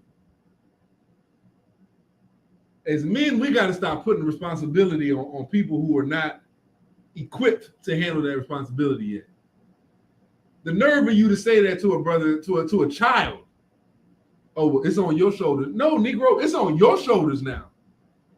Because now that my parents are separated for whatever reason, and you feel that in your heart, then you need to step up in either to get my parents back together. Let me speak on something real quick. All you brothers that saw these sisters, saw a couple get divorced or leave each other, and you saw that as your way in to get something from the mom, and the mom had 3 kids or 2 kids or whatever, and you went and got you some and didn't say nothing to the kids, there's a special place in my hell for you. Cause so now you are cool with me and everything when you see my mom's, and you just cool with me so you can get something. And it's not just me, but it's I'm talking about brothers who do that. Oh, her man left her. And we sense a woman who's vulnerable. We know exactly what to say. As an older person, not older, but as I've wisened up, I can spot a woman who has daddy issues. You know what I'm saying? I can smell that. I can tell by the way she walked. Oh, her daddy wasn't in her life. She just need that. She just need that attention. But it's up to me to sit over here and say, "Come here, sweetheart. You don't need to show your behind to attract no man. If this man don't respect you for who you are and what you about, and can't laugh at your jokes and can't respect what you want to do in the future, then he don't need to be in your circle. If he just like the fact that you half naked, if the only thing you can say to me is, girl, you so fine, you so beautiful, if that's all you got, step. This is what we need to tell. This is part of the father-daughter group. And when I say father-daughter, you're going to be with other daughters, other women, other little girls, teenagers. They see these damn TV shows or these little damn videos of women consistently twerking. I'm not saying all women do this, but that's what they pay attention to. It's our job to say, hey, man, this ain't cool. That ain't being no women. And sisters, you need to step in. Yo, if you want a man to respect you, you can say it better than I can. Stop doing X, Y, and Z. See, I can tell a brother, hey, man, don't put your dick in everything. Don't get your dick weight in everything. All them ponds you putting it in ain't clean, number one, and all of them ain't going to bring out the kind of fish you want. You see what I'm saying? So don't stick your pole in there thinking you're going to get catfish. You got different types of bodies of water. You see what I'm saying? And have respect for your fishing pole. Know that when you go over here, your energy is respected. I don't know when we started thinking it was cool to knock down every woman we think is cute or every woman who will let us. What happened to building a relationship? Respect these women. You go over here and get to know them. Hey, sister, what you like, man? Let's hang out. So I know if I'm feeling your energy, man. So if I know I'm feeling your mindset, it might be something you do that I don't like. So we might need to just stay friends. Just because we don't have sex don't mean we can't be friends. It is okay to be friends with a woman and not knock her down. There is absolutely nothing wrong with that. Just because you like her, hey, we don't get along with certain things, but damn it, we've known each other for 2 years, and she know me and I know her. We just not meant to be in a relationship. We cool with brothers. It's not the same thing because I'm not attracted to brothers, but we cool with brothers that I'm at a certain point in my life where I don't think it's cool to sell no dope or no pimping, and I'm not trying to sell CDs at the gas station. But you still might be cool with them brothers. You might go over there and buy a little bootleg DVD and never use it. And here go $20. Just give me whatever DVD you got on you. Keep the rest for your product. You know what I'm saying? So why we can't be like that with sisters? Oh, you ain't got to give me nothing, man. I don't need no pussy. Just give me some loyalty. Help me peep out women that I'm cool with. Help me peep out my wife. Since, you know what I'm saying, if we're not going to be in no relationship, help me peep out my wife. I had a female like that. And I learned when I was cool with her, she was like, don't talk to her. I'm like, why not? Have you seen her? Yeah, she's beautiful, but she don't ever call you back. And if she's not calling you back, she's with another guy. She only calls you once a week or every whatever. She just want to get something off. Well, I wanted to. Well, if that's what you want to do with your... I didn't realize the knowledge women had. Or, hey, you need to stop treating women like that. You need to get yourself together. How you going to tell a woman to do this for you when you're not doing this for yourself?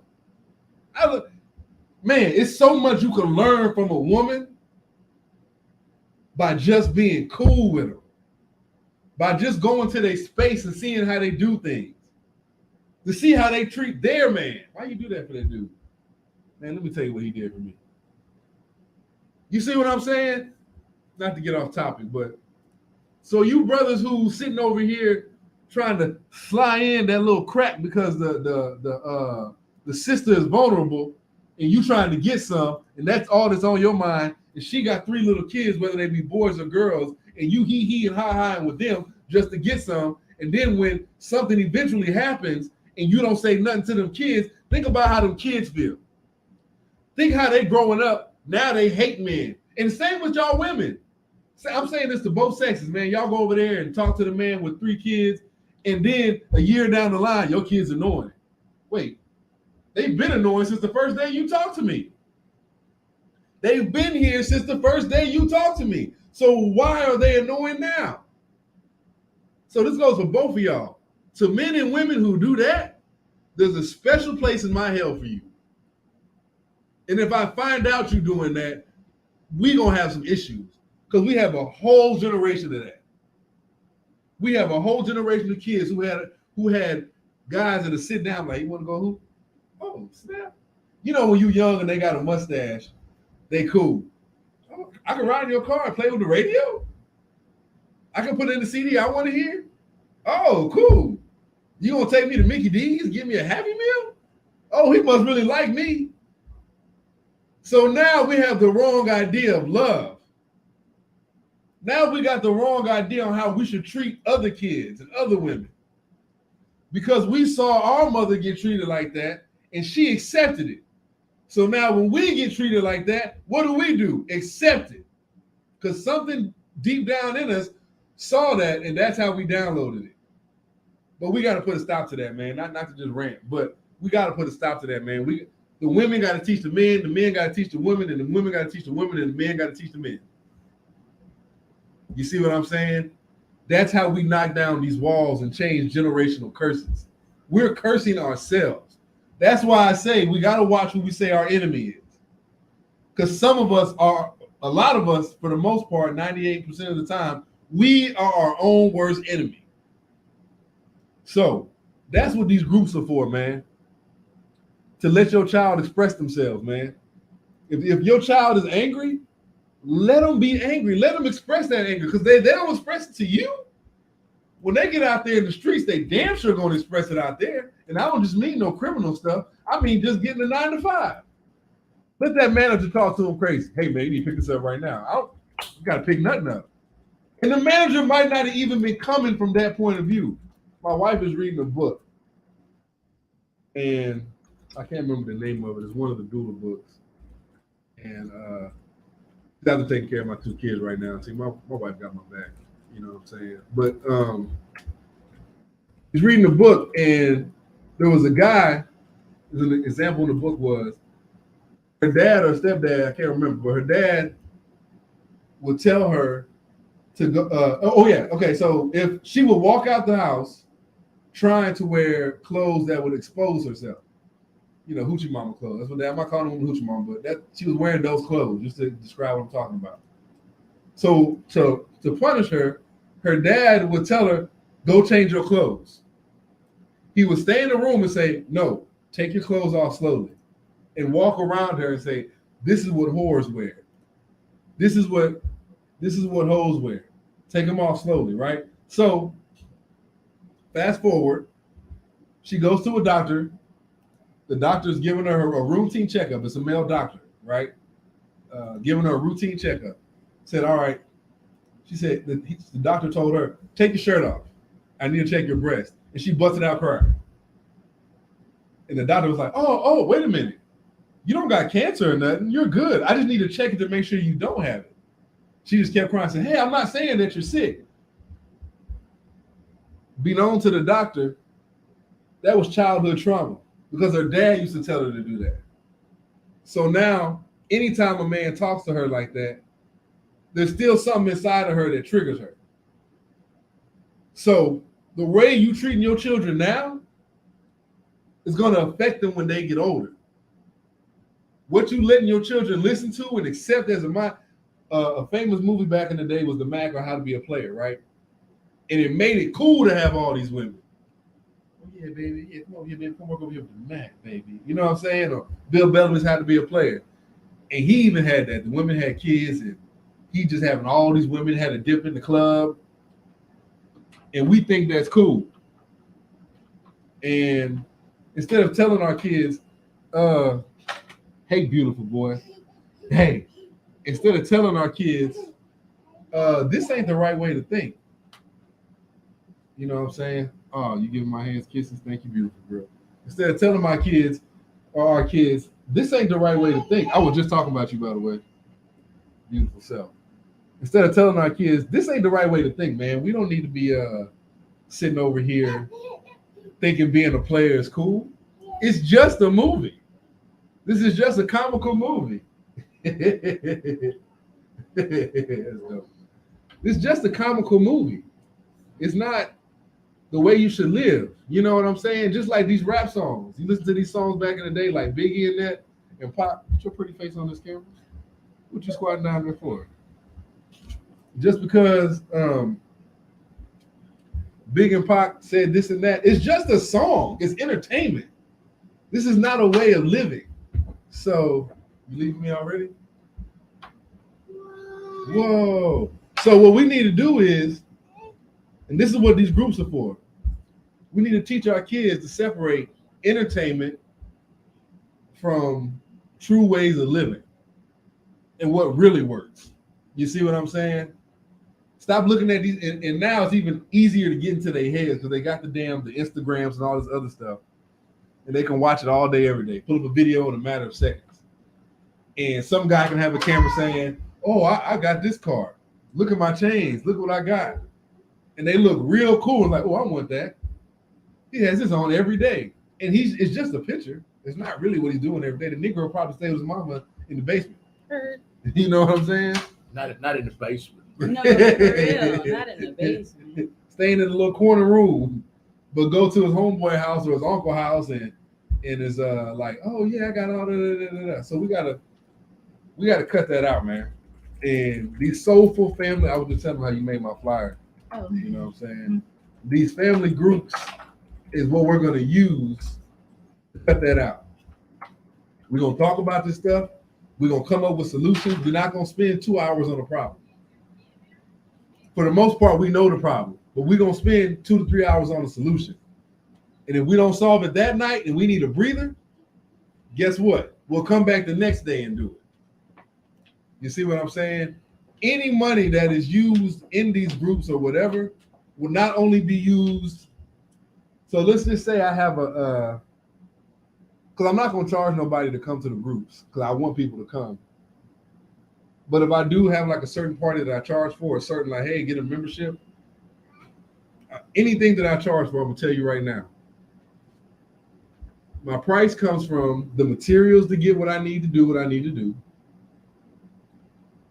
The promotion I need to do so I can get the word out to people. And don't get it twisted. I won't be using these groups to make the money because you can ask her. I'm going out to get the money to do this myself.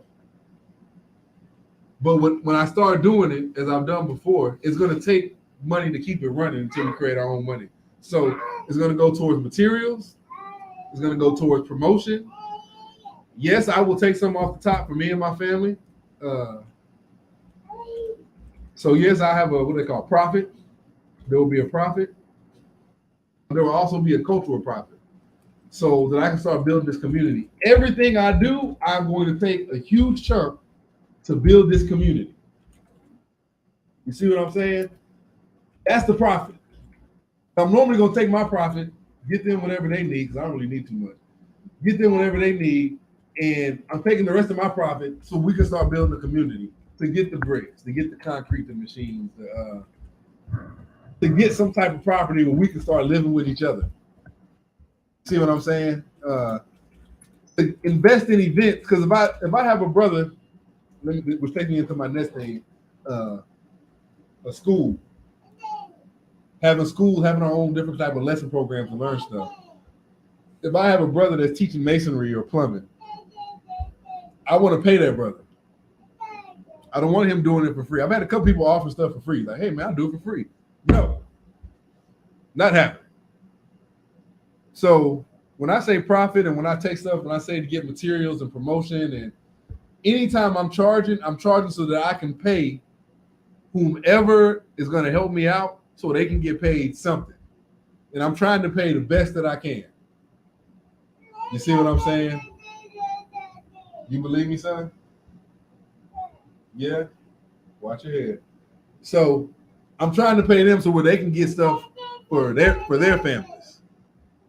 You see what I'm saying? So anytime I'm having something where you're paying to come into, you best believe if I'm charging a nice little amount, it's because I'm building. I'm not doing this for fun. Like I say, I don't even want everybody to come. Now, if you just want to donate, I'll set something up for donations. But I'd rather have your mind and your money. You know what I'm saying? And I understand some people just want to donate because they don't want to be there. But other than money, donate your skills, man. Donate your education. You see what I'm saying? And my tax write-off is I'm going to pay you for that. So anything that I have that I'm charging for, that's my tax bracket. I'm not trying to pay Uncle Sam because I don't have any uncles named Sam that I know about. You know what I'm saying? But I'm trying to get us paid. And so when I do have these events, and when you do have someone teaching you, you best believe that teacher is getting paid something. I'm not just trying to.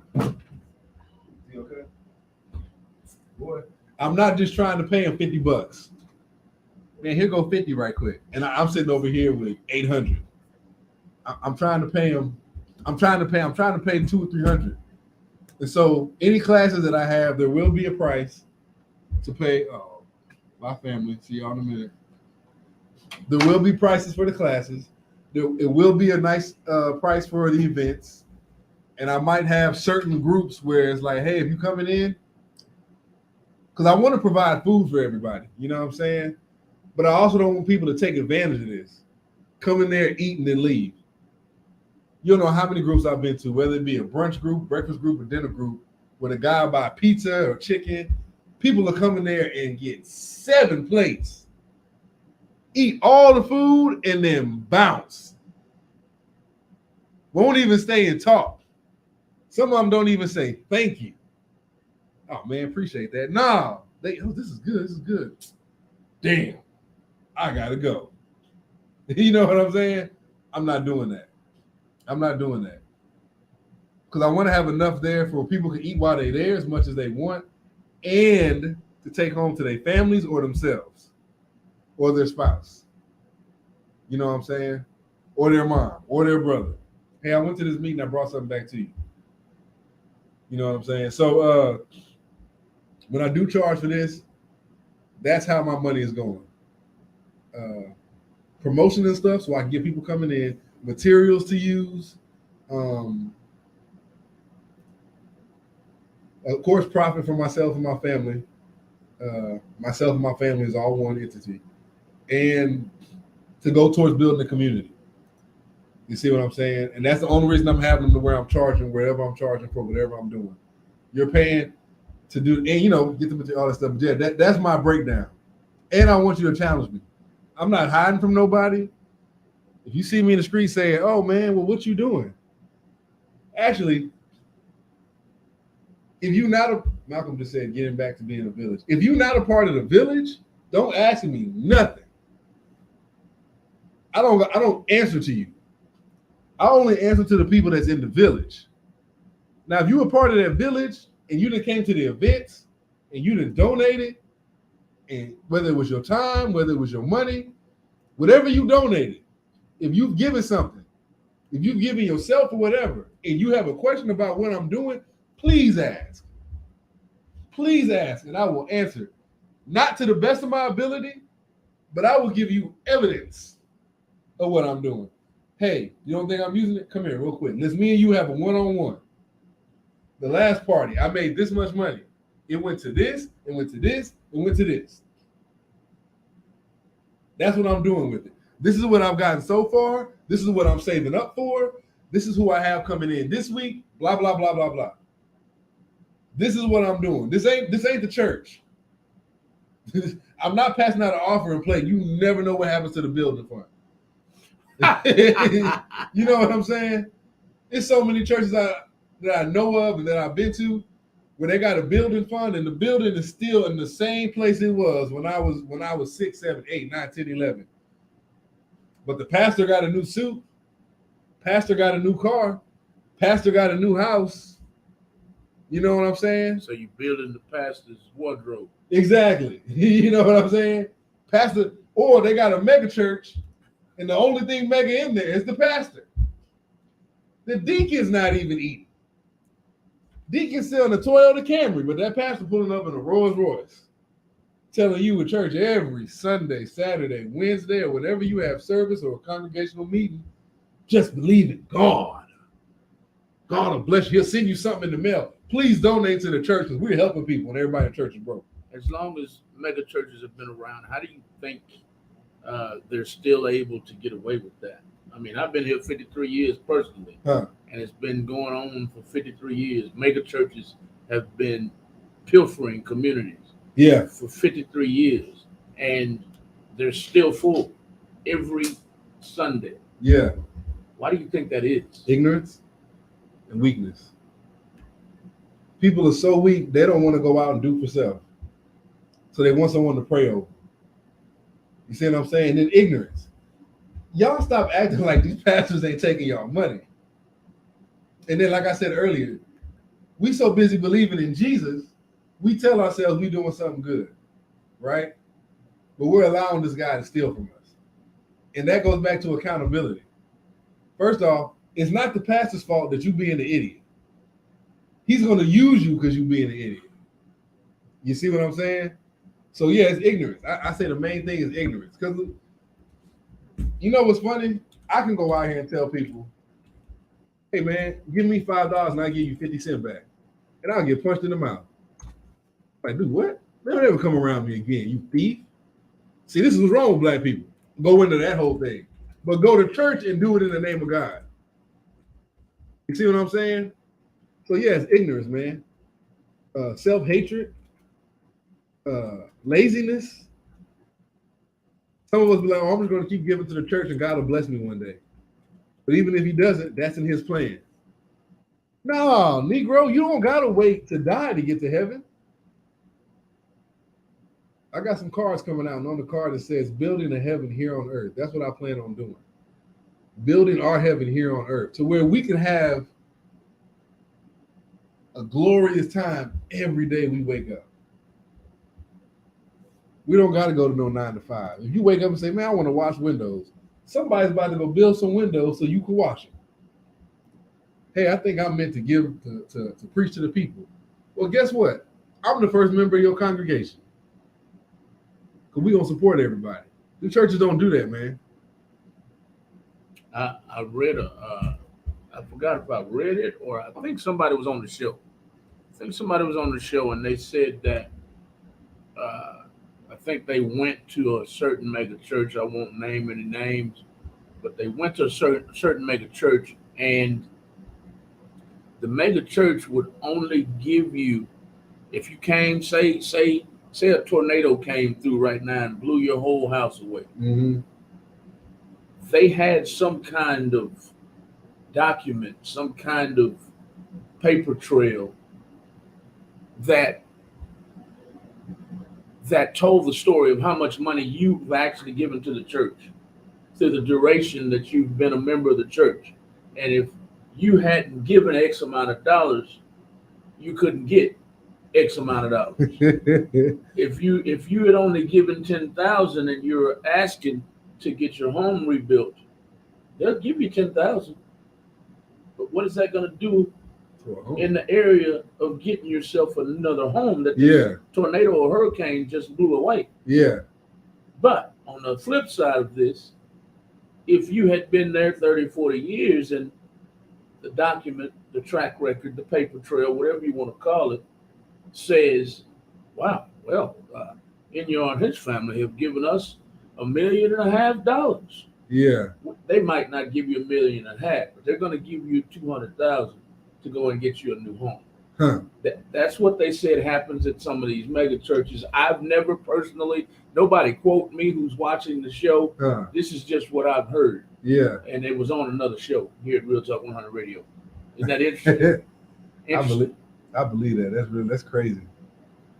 That is crazy, man. Yeah. That's evil. Yeah. Also, and I'll leave you alone. No, you good. Also, they have VIP sections I heard about that. in churches. Yeah. Because you're a platinum giver. Yeah. So you get the platinum seats. Yeah. You are poor and only give what you can, so you're gonna sit way up there in the nosebleed section. Yeah. Hey, it's crazy in a mega church. I don't see how people are so gullible. I'll never be. Don't get me wrong. I'll go. Yeah. But I won't fall into the cult. Yeah. I think it's a cult. I agree with you. I'll never fall into that. I agree with you, man. You know what? I think people need to start burning those places down. I'm gonna be honest with you, because Crazy. I'm gonna be honest with you. Two of the entities that I will give some blame to for our community is the churches. Y'all are one of the major money pullers, one of the major money makers in the neighborhood, with the exception of the liquor store. You know what I'm saying? In the grocery store, which we have very few of those in the hood. Good ones, at least. But you don't help our families when they need you. You don't police the community. Some of these churches are so big that if something happened to your house, there's a space in the church where you could probably live at. Why are you not providing jobs to people? If you don't want to give them the money, at least pay them to work. Hey, brother, we heard you lost your job. What is it that you do? Oh, you flip burgers? They only paid you 10 an hour? Oh, okay. Here you go. Make our meals Sundays and Mondays and Tuesdays, and we'll pay you 20 an hour. And we'll get the money from offerings that come in during the week. This is some stuff churches should already be doing. You know what I'm saying? Taking care of their own. And it don't matter how much you've donated. The fact that you're here, listening to me, it takes a lot. That's why I tell people, if you ever just come work with me, man, that means so much. If you encourage me every time I'm doing it, that means so much. But it takes time and energy to put on clothes, to drive to the church, to sit there and listen, and to give whatever it is. You know how people volunteer for Sunday school and for fish fries and all that? And when I need your help, you know where to be seen. What's it that they say now? What would Jesus do? WWJD. What would Jesus do? So yeah, those churches got to go, man. And you know what? It's not just the churches, it's the people in those churches. Y'all got to go, because some of them be the main ones telling you, why you don't go to church? Well, me, I'll go to church. I like to hear the word sometimes. It motivates me. Sometimes they say some stuff to me, I'm like, God, dog, that's true. But I can't sit there and talk to nobody about it, and I don't really give no offer. I'm like, man, I can get this stuff to my family. I could drop a 20 in here. If anything, I'm trying to take money out there joint. Here y'all go. You know what I'm saying? So that's ignorance. Matter of fact, I'm gonna say this to people. If Jesus was to come back right now, he wouldn't go to not one church that's out here. If God was to show his or her face or both right now, he's not going to no church. Matter of fact, in the Bible, what church did Jesus go to? He didn't. You know what I'm saying? He held church in the streets. Exactly. What was the name of God's church that he built in the Garden of Eden? Where was the church at? So why the hell do we got churches? Or why in the heaven do we got churches? Why in the heaven? You know what I'm saying? Why do we have them? To make money. Hey, do you know I learned this? Do you know churches that got a tax write-off so they don't really have to pay taxes? Yes, I know that. So if you label yourself as a church, you're doing it, I guess, for guys, whatever, you don't have to pay taxes? And I believe most of don't quote me on that, but I believe most of the churches, the mega churches at least, Yeah. I can't speak for all of them, but a lot of them are nonprofit organizations. Yes. So that's how they can live the way they're living, but I don't see how. I just don't see how they get away with it because when you run a nonprofit organization, if somebody gives you if you're running your mega church as a nonprofit organization and you are your members tithe you say $1 million a month. Mm-hmm. From my understanding, you're only allowed to pocket or bank or feed your family with 20% of that million. Yeah. So that's still a lot of money in a year's time. Yeah, yeah. 200,000 times 12 months. Yeah. That's a lot of money. Yeah. So I don't know how they're profiting so much because the way they live it, man, they have jets. They don't report all that money. They can't be. They don't report all that money. They can't be. They don't report all those tithes and offerings. They can't be because to afford a 30 or 40 or $100 million mansion, a jet. Do you know it costs to fly from here to say Europe? It's going to cost you approximately $10,000 in fuel. Yeah, and to keep the jet running. Yeah. To fix it. Yeah. There ain't no $50 parts on no jet. You know what I'm saying? No, sir. You can't go to AutoZone. No, sir. Like, my jet, bro. You got a condenser? No, that ain't happening. No, sir. So you're right. I don't think they report it. Matter of fact, that's what I was talking about earlier when I'm saying we got to start holding those people accountable. You know what I'm saying? I'm not saying call it out, but what I am saying, dude, is stop giving them that attention, or stop going to them, or don't mess with people who do go to them. Say, hey man, if you want to live that way, that's you. I'm not judging you. I'm not saying you're right or you're wrong. But we trying to build and people are suffering, and your church is, like you said, making $1 million a month, and they're not helping nobody but themselves. It'd be funny, you got churches that's making $1 million a month or whatever, smack dab in the middle of Acres Home in the hood. Right across the street, you got somebody struggling. House up for foreclosure. And that same family will go to these mega churches and to relate to let the listening audience know what y'all was talking about earlier in the show. Those same churches will turn down people who really and truly need the money and say, we're gonna come on up here, we're gonna pray for you. Yeah. What is prayer gonna do for me? Yeah. I need help. I'm about to be evicted. I can't pay any of my bills. My family are starving. It's starving. My family is starving, and you're gonna pray for me. That to me is an insult because I was always taught that prayer without action is dead. Exactly. That's what and it said in the Bible. It says something just like that in the Bible. Prayer without action is like what you doing, right? You know what I'm saying? I don't get that either, man. I've been saying that for the longest. You know, I'm like, look, I never tell nobody that. I say, hey, man, what you need? If it's within my power, I got you. If I can't do it, I'm gonna let you know. But if it's within my power, I got you. I can figure something out. We can do something together. Faith, he said it right.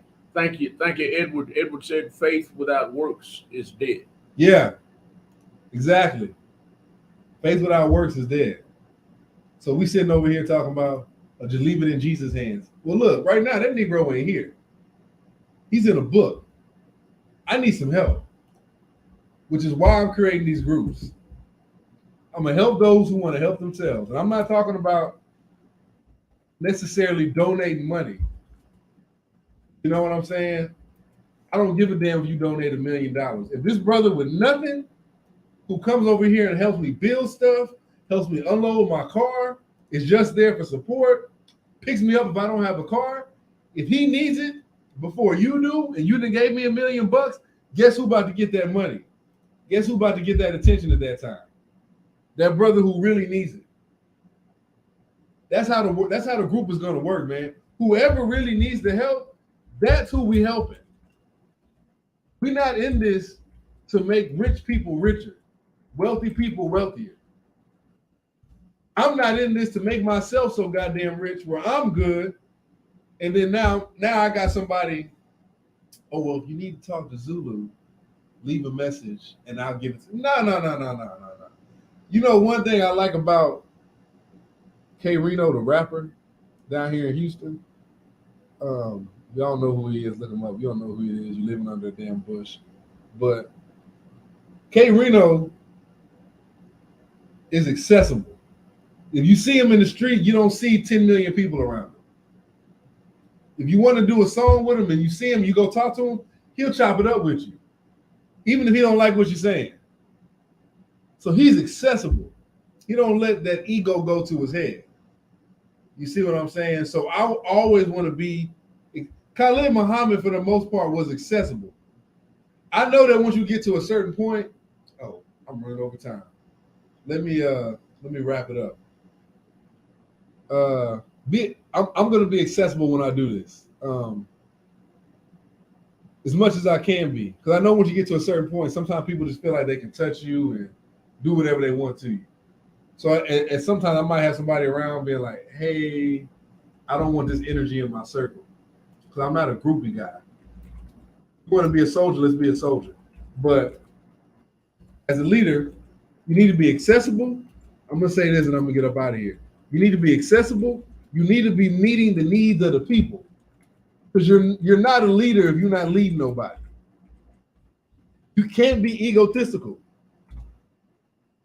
and you need to create for your kingdom or your queendom. As a man of a family, you need to ascertain the needs of your wife and your kids, and based off the information you ascertain from them, you need to go out and get what you need to get and start giving out roles. Hey, I'm gonna do this. Wifey, you need to do this. I'm gonna do this. You do this. You see what I'm saying? Don't go out and do something because you saw it on television or you saw it on the internet and say, you know what? That sounded real good. I'm gonna do that for my family. I'm gonna go get my family a vegetable steamer. We're gonna go vegan, and your wife is allergic to vegetables. You see what I'm saying? So we need to make sure we're doing the correct thing for our following, which is what I'm doing. I know we all need a place to stay. We need food to eat. We need money coming in our pockets. We need people just to listen, to have a listening ear. We need to become better fathers. We need to become better mothers. We need a book on parenting. If not a book, we need a passageway, bless you, a passageway to information. Sometimes mommy and daddy need date nights, need alone time, so on and so forth. So get the needs of your people, man. Ascertain the needs of your people and do what they need you to do. This is what these groups are for. We're going to do what the people need. I'm doing what the people need me to do. I'm not, like I said, I'm not in here I don't care about none of that other stuff. Before I transform, there will be a city or a state or a country for people who think like us where we can go to. This is going to happen. You see what I'm saying? We're not going to be continuously getting arrested and having to worry about rent and, like Malcolm said, evictions. And we're not worried about that no more. I'm about to alleviate all that. You see what I'm saying? So if you want to be a part of the groups, I'm not quite taking donations yet.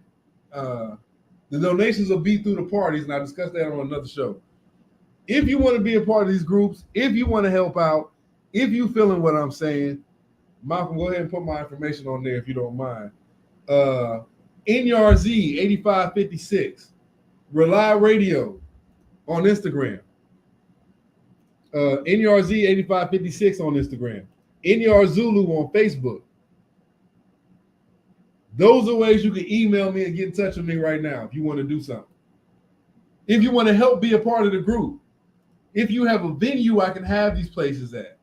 If you have which I'm going to get to later on, I'll be posting next week. I'll be talking about the membership club that we're going to do. But anyway, if you have a venue, if you grow your own food, if it's an idea you want to present, whatever it is, Malcolm got the groups up here. If you feel it, you feel like you say, you know what, I can help in this way. Oh, I thought you wanted the No, you good. Oh. That's what I'm saying. He got it up here. 7 soulful family bonding groups. If you want to be a part of those groups, we can get the group started as soon as tomorrow, if I get enough people. So if you want to be a part of those groups, man, and you just want to talk, get something off your chest, and you want to start building right now, hit me up. If you have something you want to contribute, hit me up, DM me, email me on Facebook or Instagram. Hit me up. If you're talking about building this community, hit me up. Yeah, and I'll be posting throughout the week what I need, what we need for the kingdom, what type of people I'm looking for. Listen to my show. Only reason I'm doing this show so you can get a feel of what I'm talking about, man, so you can hear it out the horse's mouth. You know what I'm saying? I'm not Mr. Ed, but you know what I mean. So you can hear it out the horse's mouth. So you can be like, oh, that's what okay. So hit me up, man. Listen on Tuesdays. Listen to Real Talk Radio. There's other shows on here you can vibe off of. But if you're talking about what I'm talking about, hit me up, man. Listen to me on Tuesdays. I'll be giving more information out on what I'm doing. Probably gonna be starting next month, and I'll be having. Matter of fact, I'll tell you right now. If you're in the masonry, plumbing, electricity, if you grow your own food, if you're a mechanic, if you're good at coding, if you're good at law, hit me up so I can start doing these classes, putting them together.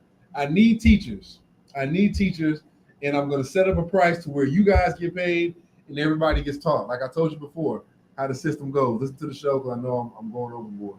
But do that. My information is on there. I'm going to stop talking before I keep going. I'm in your Zulu. This is R.A.U.L.I Radio. I have this every Tuesday, 8:30 to 10:30. Every Tuesday, 8:30 to 10:30. Every Tuesday, 8:30 to 10:30 p.m. Hit me up. If you can't catch the show, watch the reruns. Go on YouTube, type in R.A.U.L.I Radio. Go on YouTube, type in Real Talk 100. It's on there. Malcolm posts on here.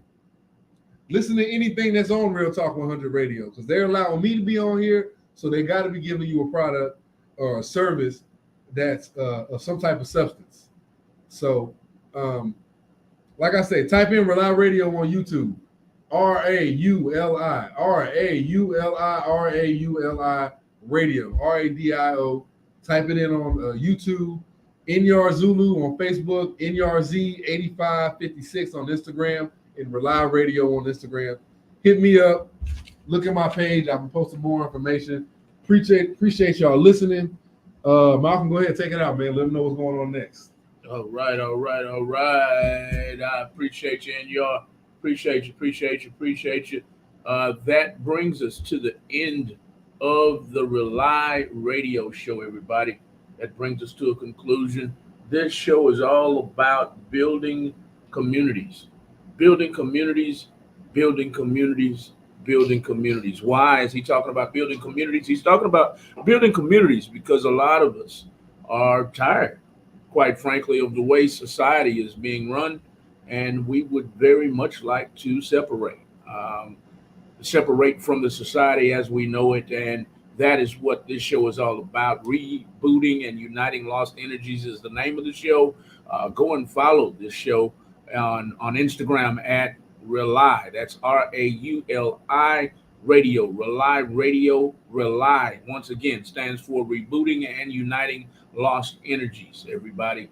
And that brings us to a conclusion. But if you are interested in separating yourself from society as we know it, growing our own growing our own vegetables, feeding our own cattle, feeding our own food, living naturally, living separated from society as we know it. Inyar Zulu is the man to talk to. I'm new to this, y'all. That's why I'm kind of stammering around my words. I'm not really a separatist, but the more I hear him talk, the more I'm feeding into it. Because some of the things we go through in society are ridiculous, quite frankly. They're ridiculous. My pet peeve is the racism. That's my biggest thing. I can't stand it. I can pretty much deal with everything else. But we can talk about this every Tuesday night from 8:30 to 10:30 on the R.A.U.L.I Show, everybody. Let me get this off the screen. This is the R.A.U.L.I Show. This is the end of it. Keep it locked to Real Talk 100 Radio the rest of the night. Because as I always say, we've got something for the old heads and something for the new heads on Real Talk 100 Radio. You tune in by clicking the link in our bio on Facebook and Instagram. I need to change back. That's our YouTube. But click the link in our bio on Facebook and on my personal page at Malcolm Lewis Jackson. You can listen to some of the greatest hits from the 90s and the 2000s.